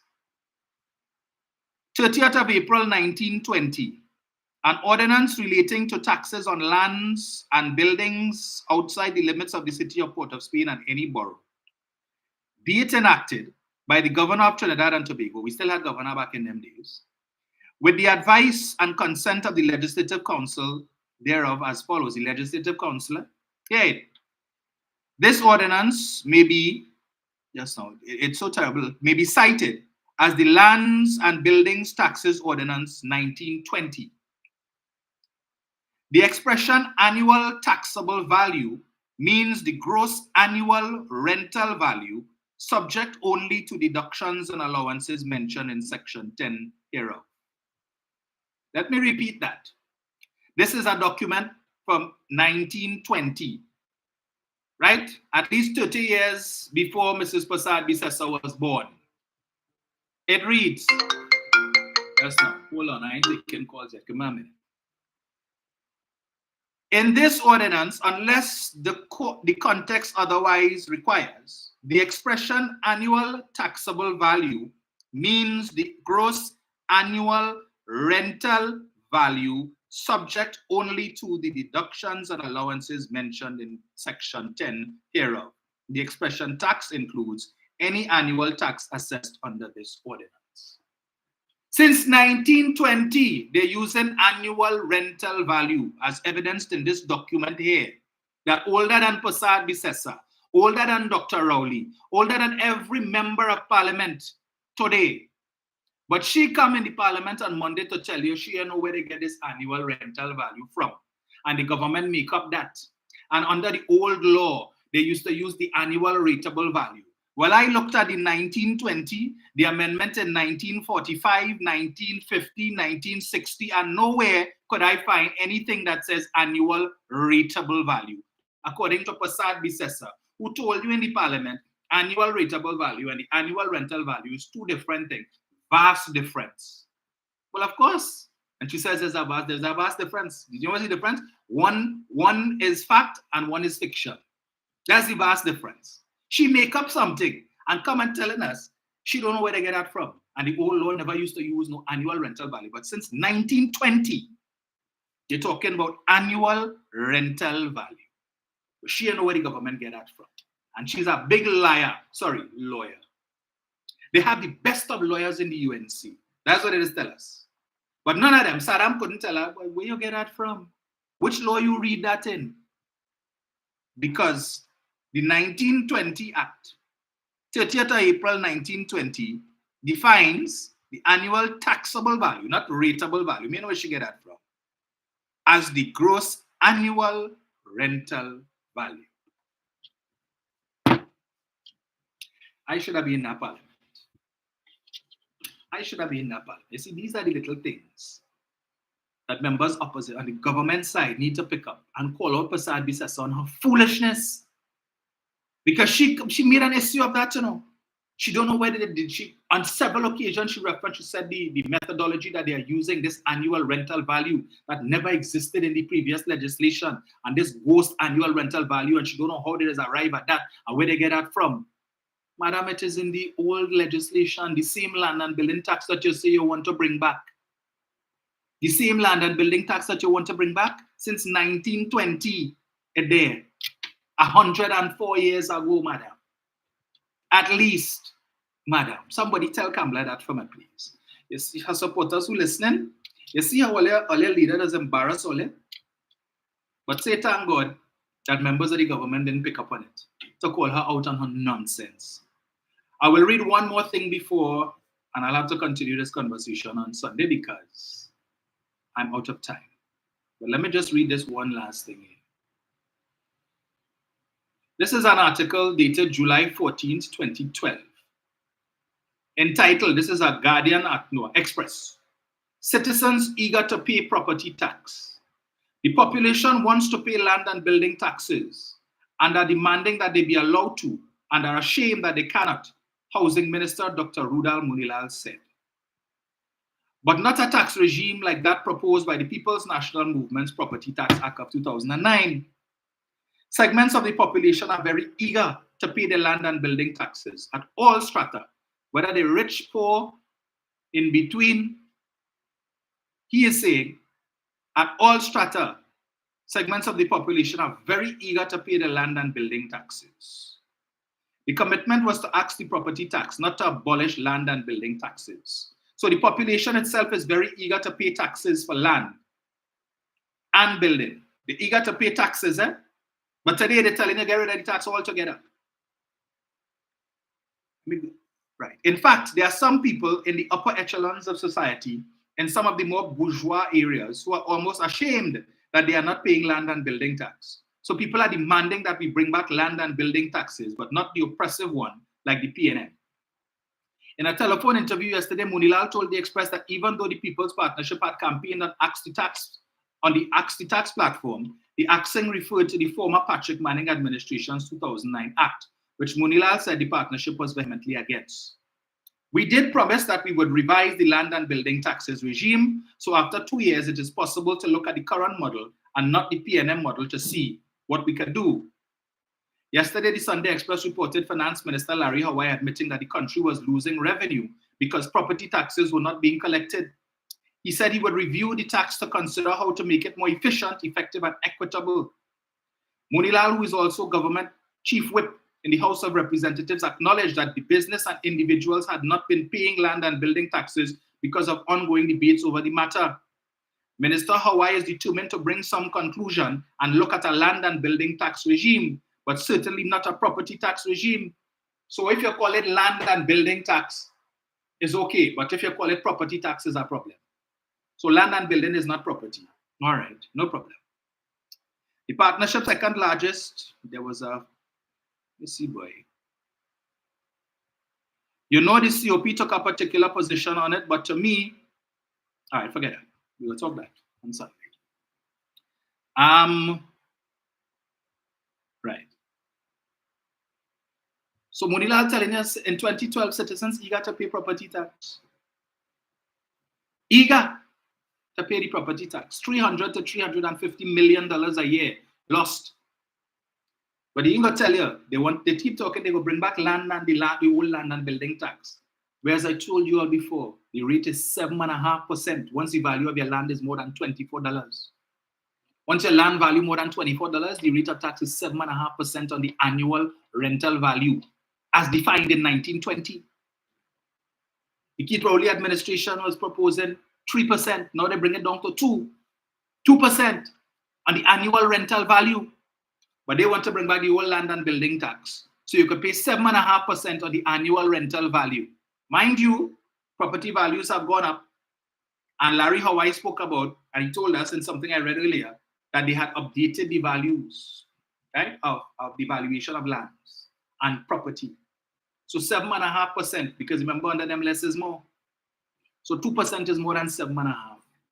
We're going to talk that on Sunday. 7701763. Let me see how many calls I could take as we lead up to 9 o'clock. I had a cutoff at 9 o'clock, folks. So let me see how much I can take by then.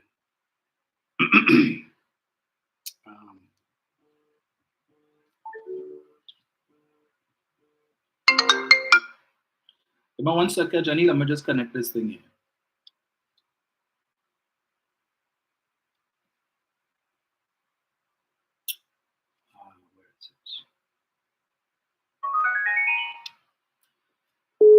Where is it? This one. Jenny. Hi, morning, Dominic. Morning. Morning to all those who are locked on to facts and stubborn things. I see your hand in a sling. I hope it's not a serious injury. Yeah, I sprained my wrist. And Oh, a lot of pain. Last time was your ankle. Dominic? Listen, Dominic, what's this man named? Rodney Charles. Yeah. Rodney Charles would have opened the door when he would have stated that he wants to know what is the health status of Dr. Keith Christopher Rowley. Mm-hmm. I don't know if us should be concerned because I'm the Prime Minister of this country. Mm-hmm. But why I say he opened the door, because I want to ask Rodney Charles, please tell us the status of Kamla Persad-Bissessa's health. And I'll tell you why I'm saying this, Dominic. I really have a serious concern, especially when I heard Kamla Persad-Bissessa in Parliament recently.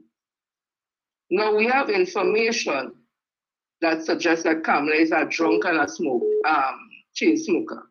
We have information to suggest that. We have evidence to show that she does lie. And I want to know, if you were to put these two factors together, does her lying come from a memory loss? Or is it from a character or personality trait that is deceptive and untrustworthy? Because any way that you take it, it is dangerous for a person who wants to become the Prime Minister again. And memory loss, we know, is attached to alcoholism. And as I say again, there's enough information out there to suggest she's an alcoholic. She does drink. When she drunk, she does start to sing. She does start to touch you because she can't walk. So we want to know the health, mental health and physical health of Kamla Persad-Bissessa, the opposition leader. Because this woman said in Parliament, she owned no property in Trinidad or abroad. And on the Hampstead in about 2010 or around there, Kamla Persad-Bissessa, the same Kamla, tell us she and Glenn building them house in Philippines. She have a deed that an acre, that land, is on she name. So when Kamla stand up and say she owes no property, just about 2 days ago, that's why I have to ask, is it any truth to the fact she's a drunkard? And the fact that she is a liar. Well, we know she's a liar because she lied in Parliament. But does her lying come from memory loss? Because I listen to her speaking there, her speech is very slurred. she sounds disorientated to me. And I have been around people who are alcoholics since I was small. My father was alcoholic, my uncle was alcoholic. And then there are people in the community, and there are certain traits all of them have. There's a carryover alcohol drunkenness that they don't ever get rid of, especially when they're real alcoholics. And that affects the speech, memory loss, the way they walk, the gait is very unsteady sometimes. So I'll end by saying again, my concern is about Kamla Persad-Bissessa's health. Because if she's a leader and she has that type of disability or that disease, there's nothing good is going to come from her leadership and from the people who support her. And we cannot afford to have that type of governance and leadership in this country. When you look at Dr. Rowley and Kamla Persad-Bissessa, chalk and cheese. And Dr. Rowley come out on top of that. So people, 2025, you have a choice to make. Thank you, Dominic. Thank you, Jen.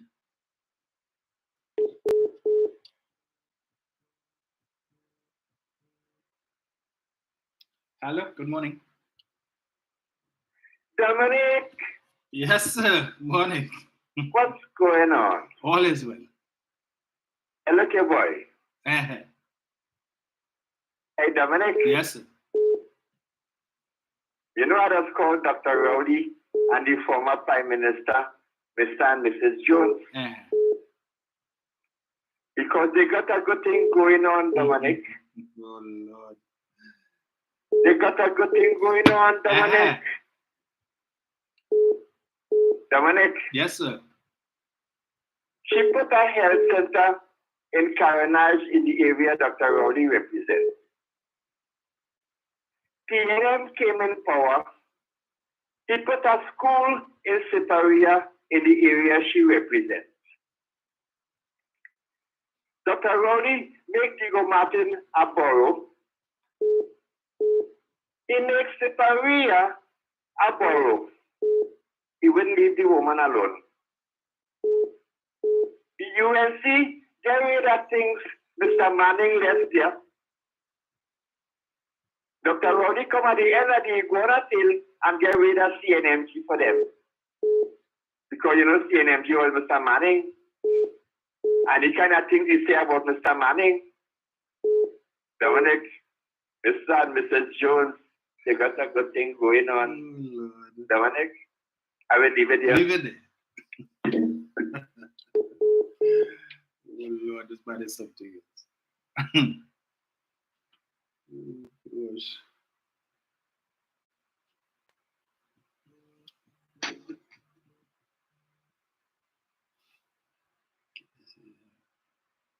Hello, good morning. Good morning, Dom darling. How are you doing? Morning, I am good. Twiggy, is she being paid by UNC? If what? Twiggy, Uh-huh. Ita Curry. She confused. Naked would never pick up the government. You know why? Because he was being government. Mm-hmm. KFC Royal Castle are two rivals, right? They're two rivals. Yes. So why would KFC pick up Royal Castle? KFC want the money. Now, young people, if you want to be wise, shut your mouth. Open the ears. Sit, listen, think, ask questions, investigate. Do not be part of the lying rumor mill. Or the young man plus the government. He gets entrenched, he gets suntan, he gets sunburned. Because when the trench is finished built, are you a mason? Are you a carpenter? Are you a painter? Are you a plumber? You build the trench, the money done. But what else have you gained from that? The homestead program, land and money. And you could feed yourself and a family, the feeding nation, if you take hold of that. Now, don't the drunken mistress called Little Biram, Queen Senile. If you have no land or no house, right, it gives another money as his name. If fraud is committed on that land, you can't report the crime because it's no longer your scammer. Where you want a food? That is fraud, and fraud is a crime, and that should be investigated thoroughly. Because you had crime before property tax, you have none of Kamla. Are you a squatter? Do you move in a coffin that your people pull? Open and see if Kamla there. Since you have no home, where mail going to? Is your mail going to the post office? Do you have a box there? Is a label on your name? A phone bill? Water? What bill you have on your name, Kamla? If you have a bank statement when you go to the coffin, the cemetery, a rum shop, you're playing smart. If PM already had done that, with anybody in PNM party, you know, hell with a roll, Facebook would be flooded. PNM like fraud, PNM lying, PNM doing this. She lied openly and is held accountable. Why is that? Justice in this land is only for the yellow, not for the red. And Kamla said you have no property, I'm moving in. I want to, I beg him, give him the flies over me. I carry the ants, the roach, the butterfly, the flea, and every damn thing in your house, Kamla, because it's not yours. Put me out. I'll enter room by room by room and make US dollars. It's not yours. And people hear me well. African people, hear me well. Think well about yourself. Become educated. Find your skill set. Know what you're good at. And stop taking chain up. Go to school. For cooking or sewing or whatever. Go to school and make a name for yourself. You are the country's future. And if you do not take up what is being given to you, you like it too. Do not be your own enemy. I'm not saying don't lie, man. Lie. Lying for a while, but when you reach 21, have sense. Become somebody. Naked and John and Kamla don't mean you well, you know. Because if they did, when Naked and Julian John came, the hard place would have said, hear this. Nobody holds that program is for your benefit. Was it done? You know why? No. Because they want to be in government. Do what is right by you, for your future, and for your children to come after you. Dom, have a good day. Bye-bye. Thank you. CCC, Civilian Conservation Corps, which they closed down, right?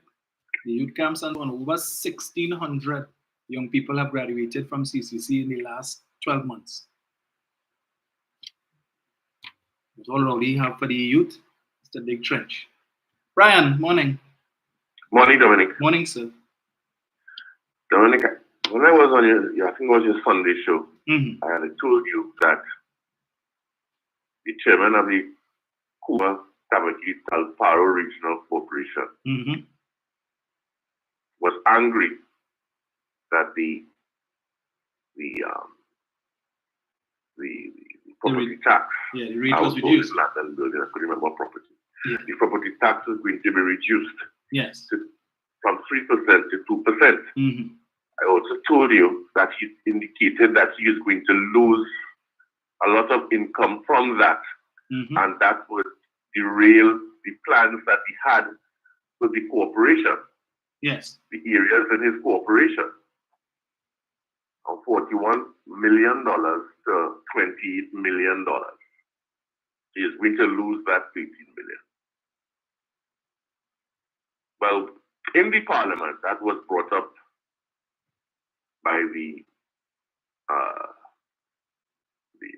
mover of the motion, I believe it is Com Imber, but it was amplified by the Honorable Prime Minister in even greater detail, and the member for Samoa Barataria protested that, oh, you're repeating and this and that and so on and so on and so on. But he went into greater detail in as far as that motion was concerned. Yes. Because it was important for people to understand that behind the scenes, when they call these people caucus, the members of parliament caucus, they say, we really wanted to know, but we had to go there and lie. Because that is in their DNA, to lie. So what I heard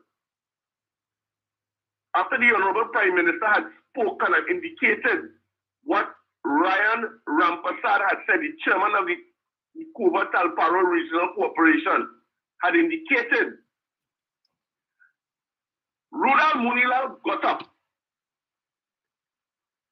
and attempted to send Navel. He really didn't really mean that, you know. And then he went on to say he just received a release, a press release from the mayor of Shogunas, Fight Mohammed, that during their caucus, their meeting, that the council, the Shogunas council, the entire council, will not be accepting any property tax and so on and so on and so on. He said the entire council, which also includes a council for the PNM and an alderman. He said so. And then only to hear that when Com Imber was wrapping up, that councillor sent him an email indicating Fight Mohammed was on his own with that. There was no meeting. There was no consensus. And I am certainly not supporting that. Just to show you how these people lie. They lie with impunity. Because they're hoping that people will not go back into Hansard or will not remember what they said when they said it. You understand? To fool the people. That is what they do. That is why John and the next stupid naked went up in our half place to fool the people. That is empathy or sympathy with the people. It was to fool them. And that is what they do. They come and they lie. The same way the little imps from Princeton during his contribution would say that money is going into the consolidatory fund and not going to come back to the corporations. He knows better. But it is easy for them to come into the parliament and lie, led by their leader. You understand? It's easy for them because it is in their DNA. Mr. Yates spoke about that. None of them can help themselves, you know. They believe that if they don't lie, and if they don't thief, something wrong with them. So they will come to the parliament, regardless of what you and I think, and when they finish their life, they will simply go down the road and have a good time and sleep well, because that is what they do. And people have to be careful that when they hear these people, they must fact check them as best as they can. Otherwise, we will continue to believe those lies. Because I shared your concern this morning with the young fella. Because it's easy for the youth to be influenced by lies. Very, very easy, because it is repeated and repeated and repeated. So it's easy for them to get it. And then you see it is also shared on social media, those same said lies. But we know inside of that and outside of that, their people are going and accepting what is being brought forward by the PNM. And the people who the government is attempting to get into these programs are being abused and influenced not to do so. So it's happening in the parliament, it's happening outside the parliament. You understand? So people are saying themselves, well, they reduce it, yes, by 3% to 2%, but at the end of the day, what does that mean? Because they don't want to understand what it means. They don't want to understand that this money is to help the corporations to do the things that Ryan Rampersad indicated that he wanted to do. The Prime Minister alluded to it.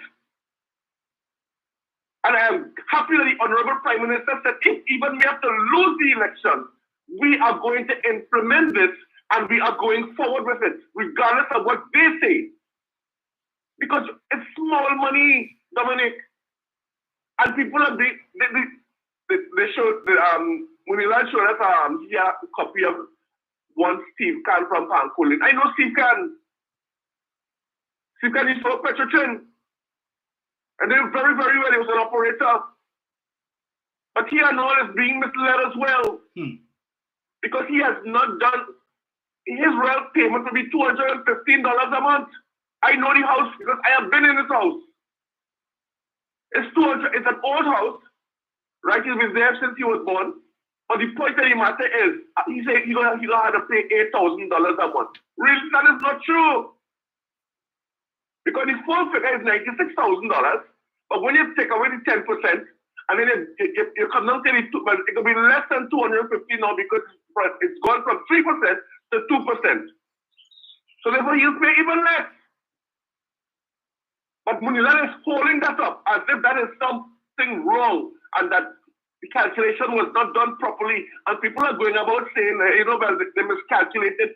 Even as I told you before, this woman, Indira Sajuan, said that her house has been overvalued by 33%. How we know that? Because she said so. And this is what is going on in the country. They are misleading the people and they're confusing the people. They don't need to be confused about it. It is very simple. If you wait and you listen and you understand. But they want to tell you that all the people are confused and the government, they know what they're doing. The Honorable explained it very, very clearly and concise. You just have to listen and just drown out the noises and the lies coming from the next side. And you will then eventually realize that it's very little money that you have to pay back at the 2%. And if it is, you still have a problem. Instead of 30 days, you now have 6 months. 6 months to appeal whatever, especially if you're not happy with it, and get it sorted out. 6 months the government has given people now. But they will never come and say that. They wouldn't say that. But it is what it is. But we have to keep fighting and educating. You have to continue to educate the people. But those who are willing to listen, if they're not willing to listen, well, then there's nothing that we can do. But we must continue to share the truth with the people so that they will understand that, hey, listen, this little bit of money that you have to pay, and if you go down the road for 1 day, it will put out more money than you have to pay in property tax to ensure that that particular property is yours. And nobody can come and take it away from you because they want to get a receipt when you pay a property tax. And that will identify that that property belongs to you. And all these people who have stolen properties, then we will see where barley grow. Have a good day. Thank you, sir. Hello, good morning. Good morning, sir. Morning. Everything is all right? All is well. Okay, except your right hand, you're not fine. Yes. I want to talk about this notice of assessment of property tax. Yes. I got mine in the mail a few days ago. My annual rental value is $21,186.96. Right. The deduction and allowances is $2,118.70. The annual taxable value is $19,068.26. Right. My tax rate at 3%. My annual tax payable is $572. Right. That's $572 a year I have to pay. That's at 3%, huh? Yes. When I calculated that 2%, I go down to $300 and something a year. Which is how much? $30-something a month? Yes, about that. Yes. Which is $1 a day? Correct. So that's the breakdown right there. So I mean, it's $572. That's at 3%. So I pay 3 something a year. Yes. So it's even less now. So I mean, I know people, and they break it on the back of the paper. Yeah? So whoever gets in there, they could see how it happened. Right. How it happened, you know. So I mean, I cannot argument that people just being miserable. That is exactly what it is. Yeah, they're just being hateful to the government. So anything they do, as I assume. Yes. Yes, sir. You have a good day here and take care of them. Thank you, sir. Right, so you see, you heard it there from somebody who received their valuation notice, right? See what they're paying? $300 and something for the year, so that you could continue to get your garbage picked up on time. So you don't want to see big rats and rodents and all kind of thing, roaches all over the place. And yeah. Anyway, you know what they're doing. Hello, good morning. Hello. Morning, Dominic. Morning, sir. Oh boy. Well, I get a pillar of lies from the opposition leader. The opposition leader, I could remember when they put out Mr. Manning out of Parliament with Mark and they filed it. The man had a stroke, around that time, And she ended up even telling people she built a place, she ripped. Yeah. You know, chirp is little bit. Yes. Do you know, in that little bit, she's struggling. She had no helicopter, but she chirply built a helipad. And well, she ain't stopped lying there. Now she telling me she ain't won nothing. Of all the prime ministers Trinidad and Tobago ever had, she showed more love and had more love to me. To me, woman, you love me. You call me Oreo. You remind me that I'm black. And you love me, that kind of love I could do without. She ain't done there, you know. She says she walked in the trenches for me. That if you watch the chest, you will see scars. No, that is age. That when your skin thing and that is not scar. What's wrong with this woman? What's wrong with this woman? Everything she done doing, you know. Like she lucky number is Ramjack G. They bring she. Then she get rid of Ramjack G. And she will going. She get rid of Subas, Bass, and Nikila. And for the local government election, she tell everybody awesome tree. She, Gary, and Jack. When that fall flat, well, boy, she wanted them to bring something to the table. But if that is not a pillar of lies we get for last week, I don't know what. Dominic, I'm gone. Thank you, sir. A pillar of lies. That's all she has to offer. It is 8:41 right now. I said I go up to 9 o'clock.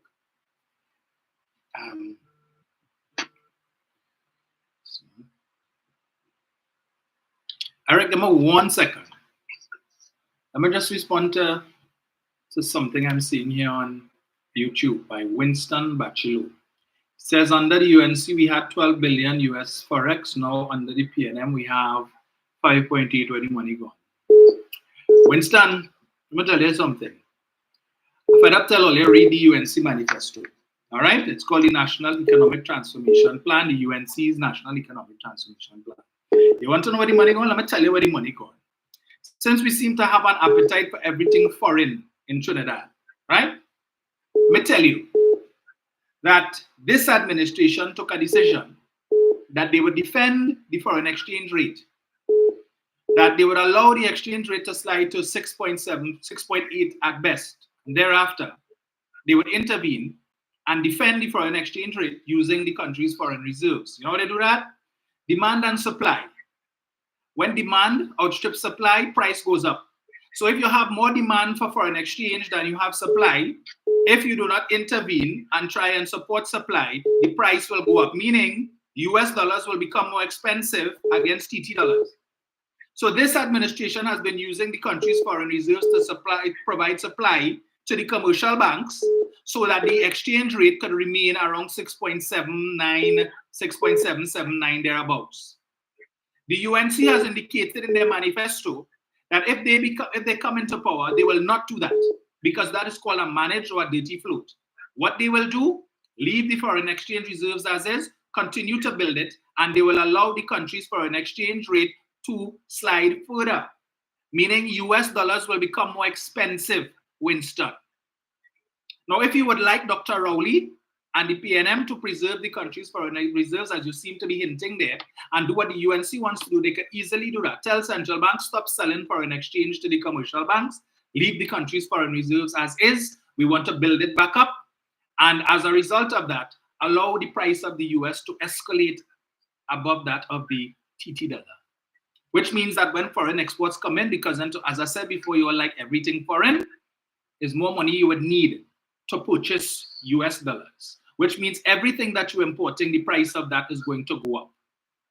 So which would you prefer? The PNM way, use the country's foreign reserves, sell it to the commercial banks to provide supply so you can maintain the exchange rate where it is, or use the UNC way, leave the foreign reserves, build it back up and sit down and smile and watch it like people who like to go in the bank, push the card and see the slip come out and look at the balance and smile because they're happy. Meanwhile, when you're doing that, because you don't have enough supply, the US dollar end up being, so it's TT 10 to 1 US, and then everything that you import in, the price goes up, Winston. Would you prefer that? Think before you come with all the nonsense, please. All right? I don't want to have to explain that again. Eric, go ahead. Good morning, Mr. Roman. Good morning to all the viewers, listeners. Dominic, by you saying that, them don't understand economics. That is why he come on that channel to talk that Uber. You understand? So by you explaining that to them, it became no difference. You understand? But anyway, all of them who clamoring and say they don't want property tax. I have a question for all of them. So Sheila, all these land owners would have given people illegally, but it's land for the landless and all them things, and who acquire property illegally from south and Caribbean River. You realize something, most of them right now who championing this cause, no tax. Ask them how they acquire those property and land. That is why, and they cannot account for it. That is why they're making all this rah about property tax.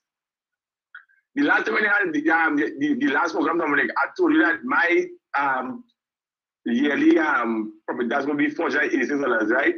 For the year. So that will amount to about $40-something a month. Right?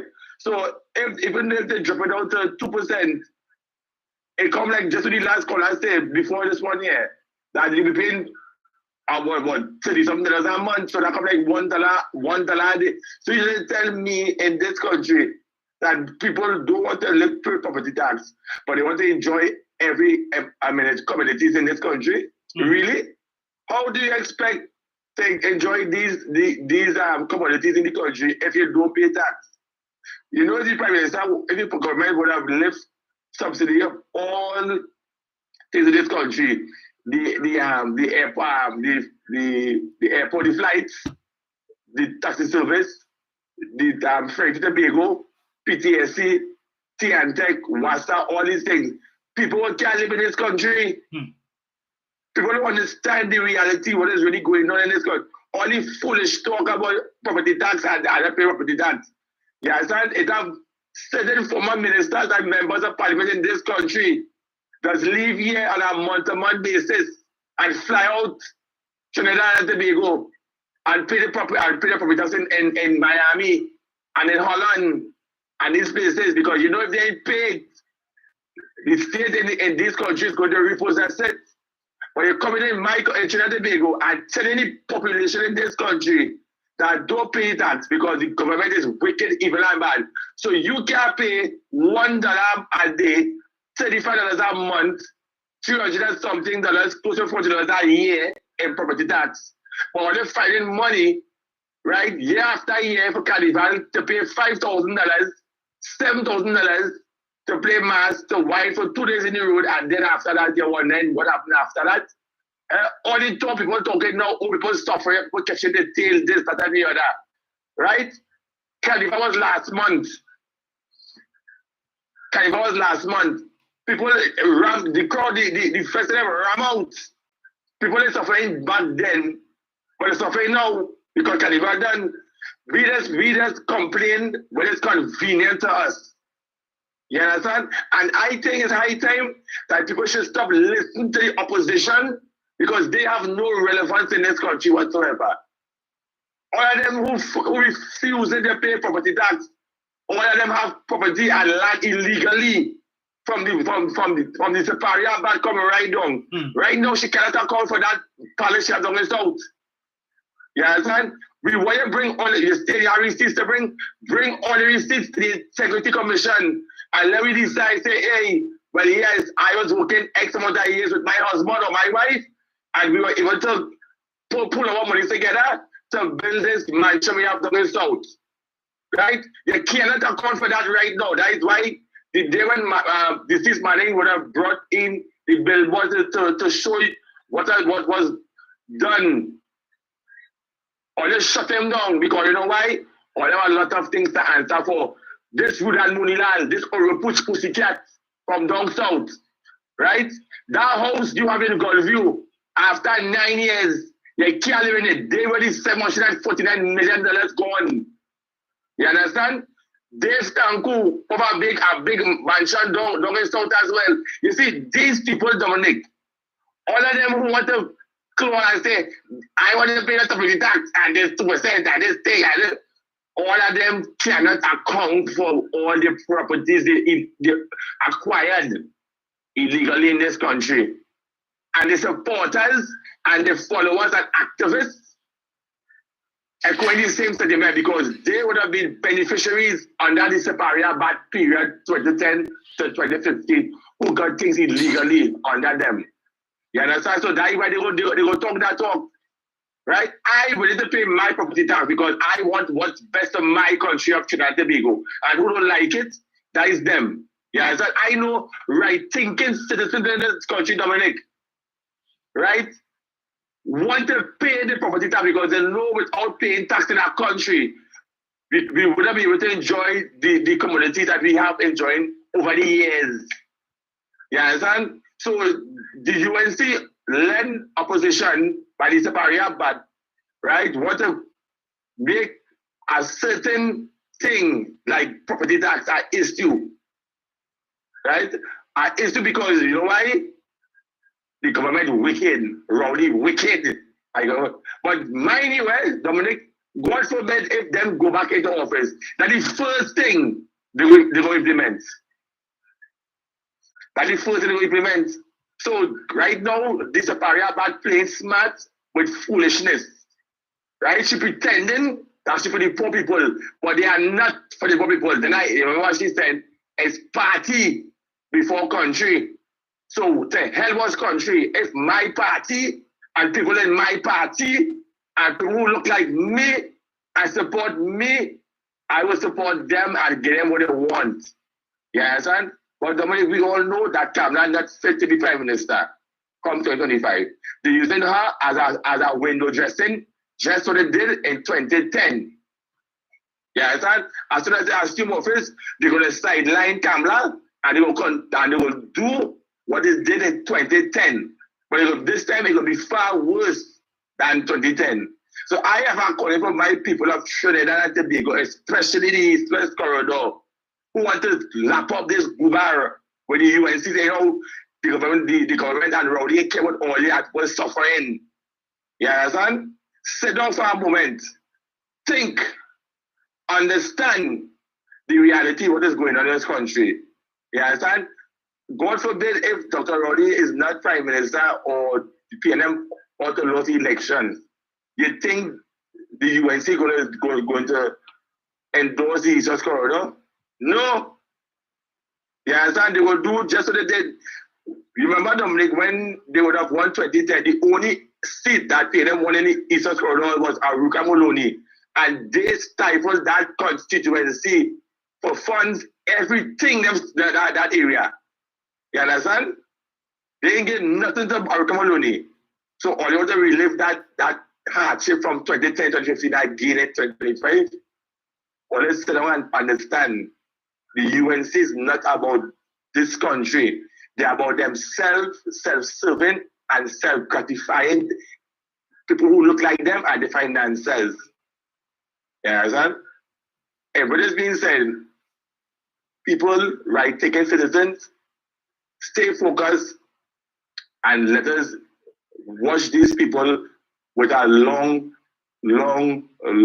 eye, because they have no intentions to this country whatsoever, and they helping and causing disruption and calamity in this country. Hey, the program listening. Thank you, sir. Well said. Mr. Chance, call me back.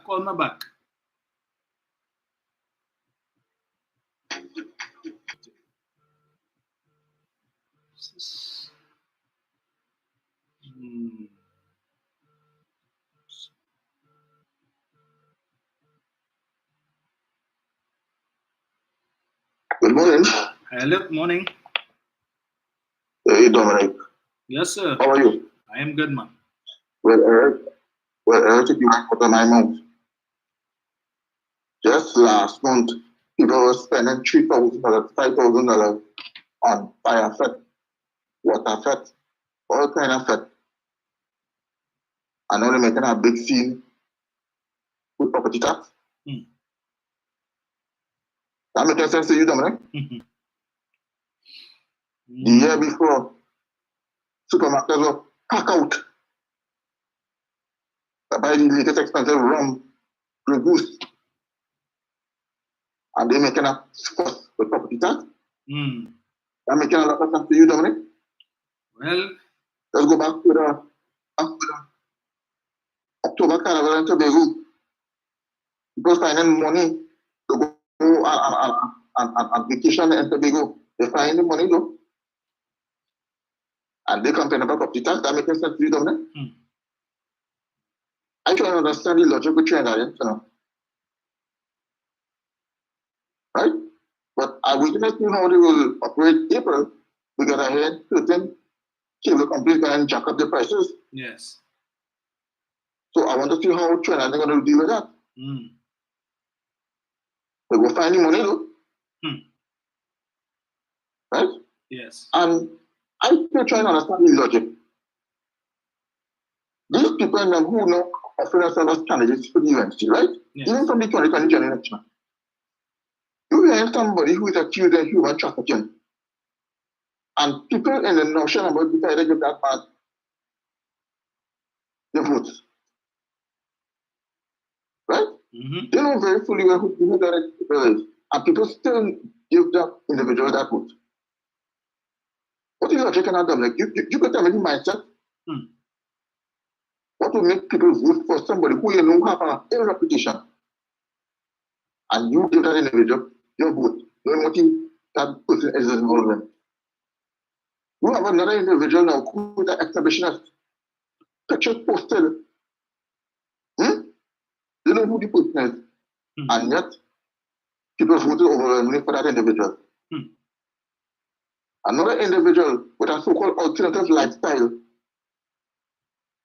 You know, Muslim people had pure Muslims voted for that individual, and they have no quarrels with that. That makes sense to you, Dominic? No. I try to understand the logic, you know. Also going on in Tobago,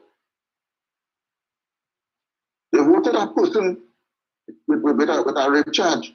This party, they don't move with 14-1. That makes sense to you? Well, see what we're going to Tobago right now? Yes. Yeah. But they want to give the man a second. They want to give the individual that this is the new second in command to run THA. After the run out 3 selection and this political leader, I forget the guy name. Up to now, I try to understand what is the plan. Right? But the video of the poll, the tricky, up to now. What's the reason? Don't make it look good. You too, sir. Tricky Tracy was just like, that was the PDP version of Piano Gate. But anyway, 2 minutes quick. Come back quick, Mr. Chance.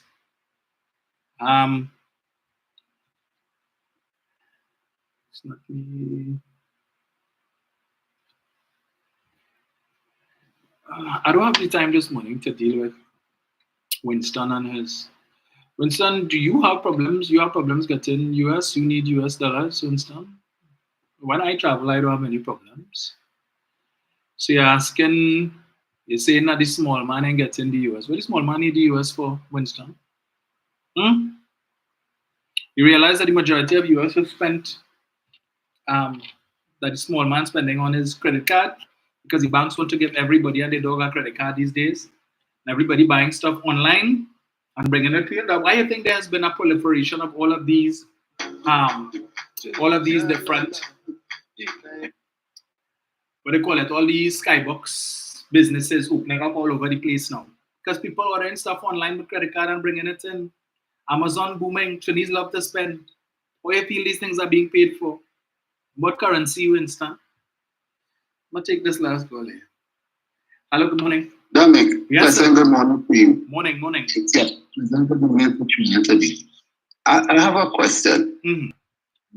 What they did to Pastor Cummins, like when you pay his house and he has to bring out all his documents and all these things to prove his innocence as to what they're accusing of. Is there a legal way for the PNM to do the same with Cameron's house? Well,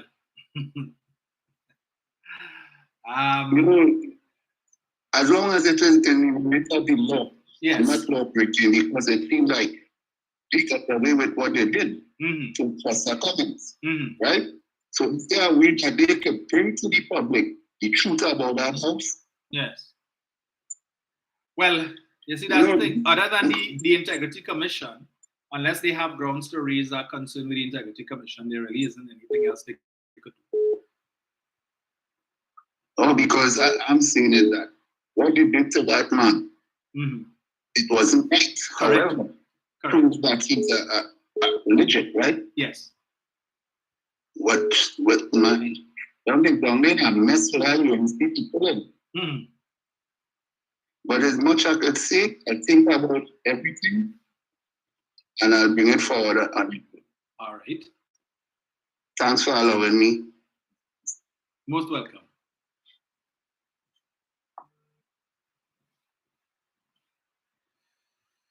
Yeah, as I said before, UNC always like to go and dig up in people's private declarations. So maybe somebody on the PNM side should try and see if they can get Form B of Ms. Wasabi's declaration and see what she has there in terms of property. Is it blank? Because Form B is where you would list if you have ownership in land, house, or anything, any building or anything. So let's see if our Form B is blank. Jenny.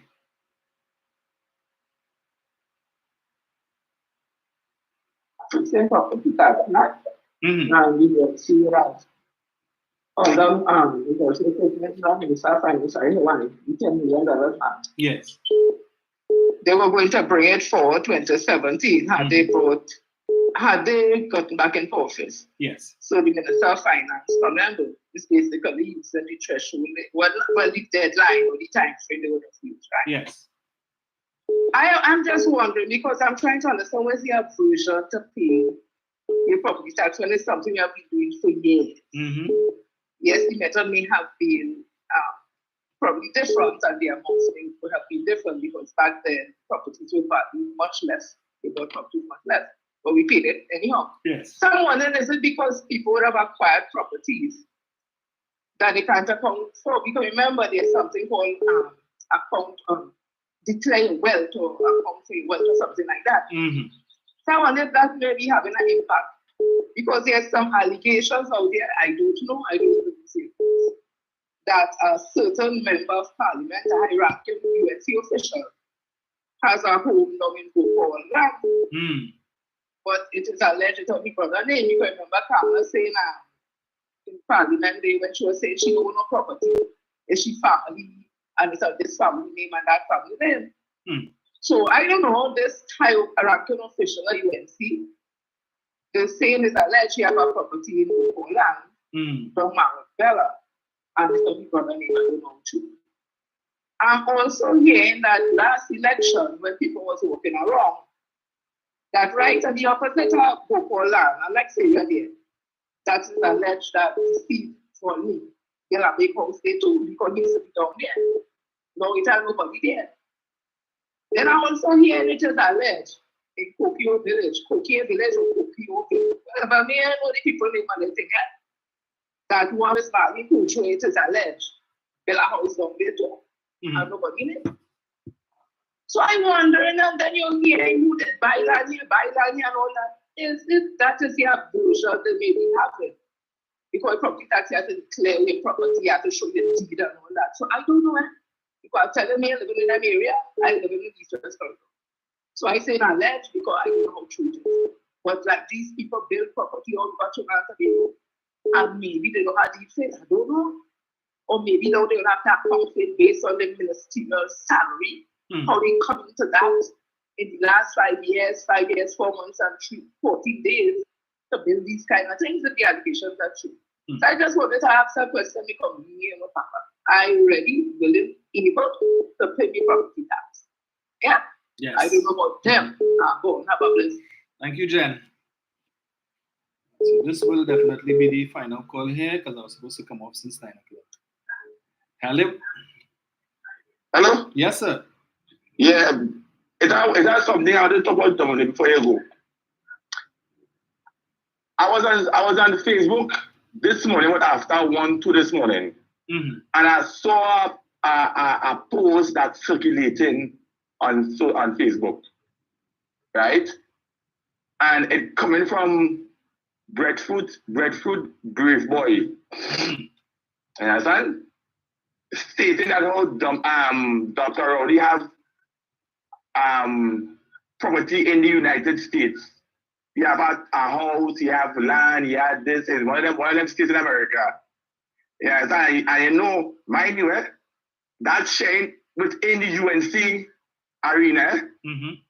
Because when I saw it, right, and I said, but demand is so they will go at any lengths to make it look as if Dr. Wally have no property in the States. What? And if you see the listing they put, you have a town house, you have another house. I don't remember where it is, but it's on the page. A timeshare. Huh? Timeshare. Yeah. I'm trying to understand. So these people just want to, because they realize they have nothing on the prime minister, so they want to tie the prime minister with Kamala or the superior battalion Soshi, right? And make it believe that just what the superior battalion have in South and Prakash Dramada, what we have in Miami. So they wasn't making it look as if Dr. Rowley have things in the States as well. You understand? But obviously, if the man have a open book, so if they want to investigate or if they investigate, you understand? And this breadfruit brave boy, who's a UNC mascot on social media, take it, the report she just to do Cuban boy, you know. Let she go ahead. You understand? And this, I saw an exposed to it with Derek Chin trying to denigrate the Minister of Energy. But I don't believe that the one between me and you, I don't believe he did that. I don't think that. Sorry? I don't think Derek Chin did. No. The idea, what UNC does, it have a particular person in the States called Johnny Walker. Right? I'll get his right name. He does create profiles with people's image and want to put out false propaganda and misinformation out there to the public. And I think that Facebook needs to track down this individual and shut down his profiles. Because what it does, UNC does, they have their machinery that create profiles, there's maybe people pick and put up certain information that is not warrant for the country. You understand? And they need to get into that right now because it's not only out there, it's not people right in Trinidad here just do that same thing. Create fake profile under the logo or profile of people's name and spread propaganda. I do believe Derek Chin would have said that because I went on his profile this morning after 3 and I didn't see nothing of the sort on that profile. So that page called Kick Out the PNM, right? Which is a anti-PNM page. Give all your facts there, but then again, misinformation is all there. They not come on the page because I tell you something, I will blaze them. Dominic, good program. Enjoy the day. Thank you, sir. Right. So thank you all for joining me today. Always a pleasure to speak with you. I stayed longer than I intended to, but yeah. I see Deborah is asking what happened to Cuban boy. I saw what I'm seeing. Based on what I've been seeing on Facebook this morning, it appears that he was deported. I know I saw last week he put up a post where he was talking about he had been held by immigration and he was supposed to pay some $5,000 or whatever. He didn't have the money and he was asking for help to pay it. And I don't know. I don't know if he has in fact been deported, but I know he has been a very strong supporter of the UNC and very critical of Dr. Rowley and the PNM. And based on some of the skits that he has done on TikTok and whatnot and Facebook, very, very disrespectful to the Prime Minister and to the government. So rest assured, there are no tears here for him, from me, right? But they will say that he was deported because he has backed up the government and the PNM do that and all of that. But if your papers ain't right, I think he was here for 8 years, but he stepped out. I am not saying I don't know I'm sure the government had nothing to do with that, right? But he has to understand he didn't know his place. You want to support Kamala? Fine, go ahead, support Kamala. But when you cross the line to be disrespecting the Prime Minister and disrespecting the government, that's a different story altogether. Right? So, someone says she's scheduled to be deported back to Cuba. So Jenny's asking the UNC and help him out. But I find they should have do that because he loved Kamala and can't wait for Kamala to come back. So Kamala can write a check for the $5,000 and help him out. Or they could have started a GoFundMe and raise the money for him.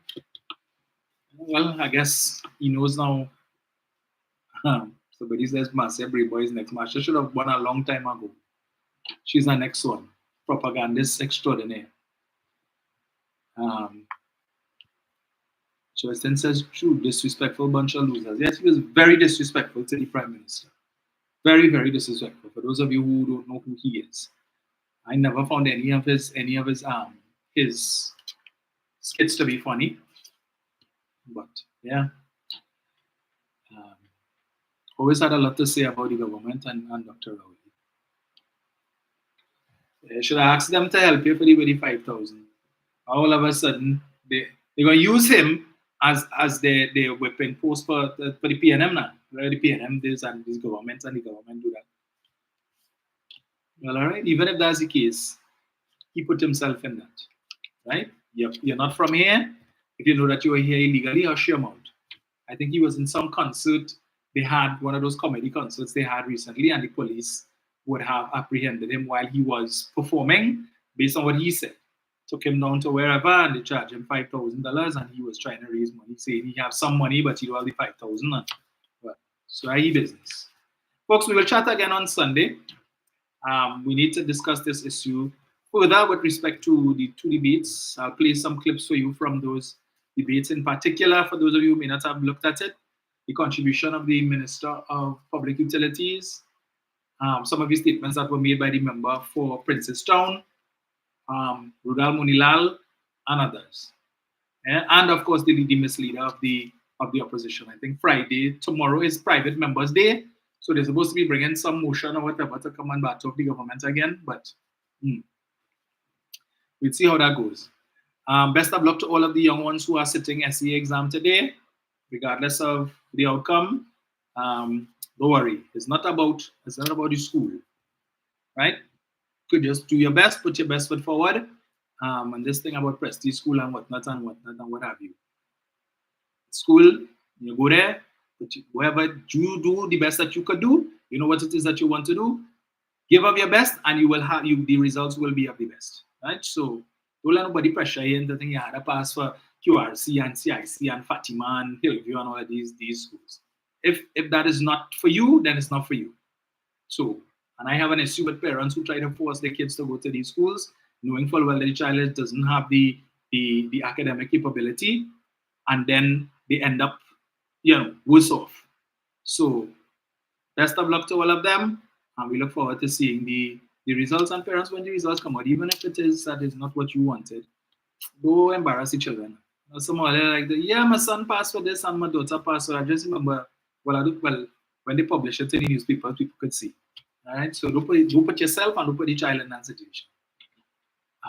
Roxanne, I am glad they report Cuban boy. It was long overdue. He was too disrespectful. Yes, he was very disrespectful.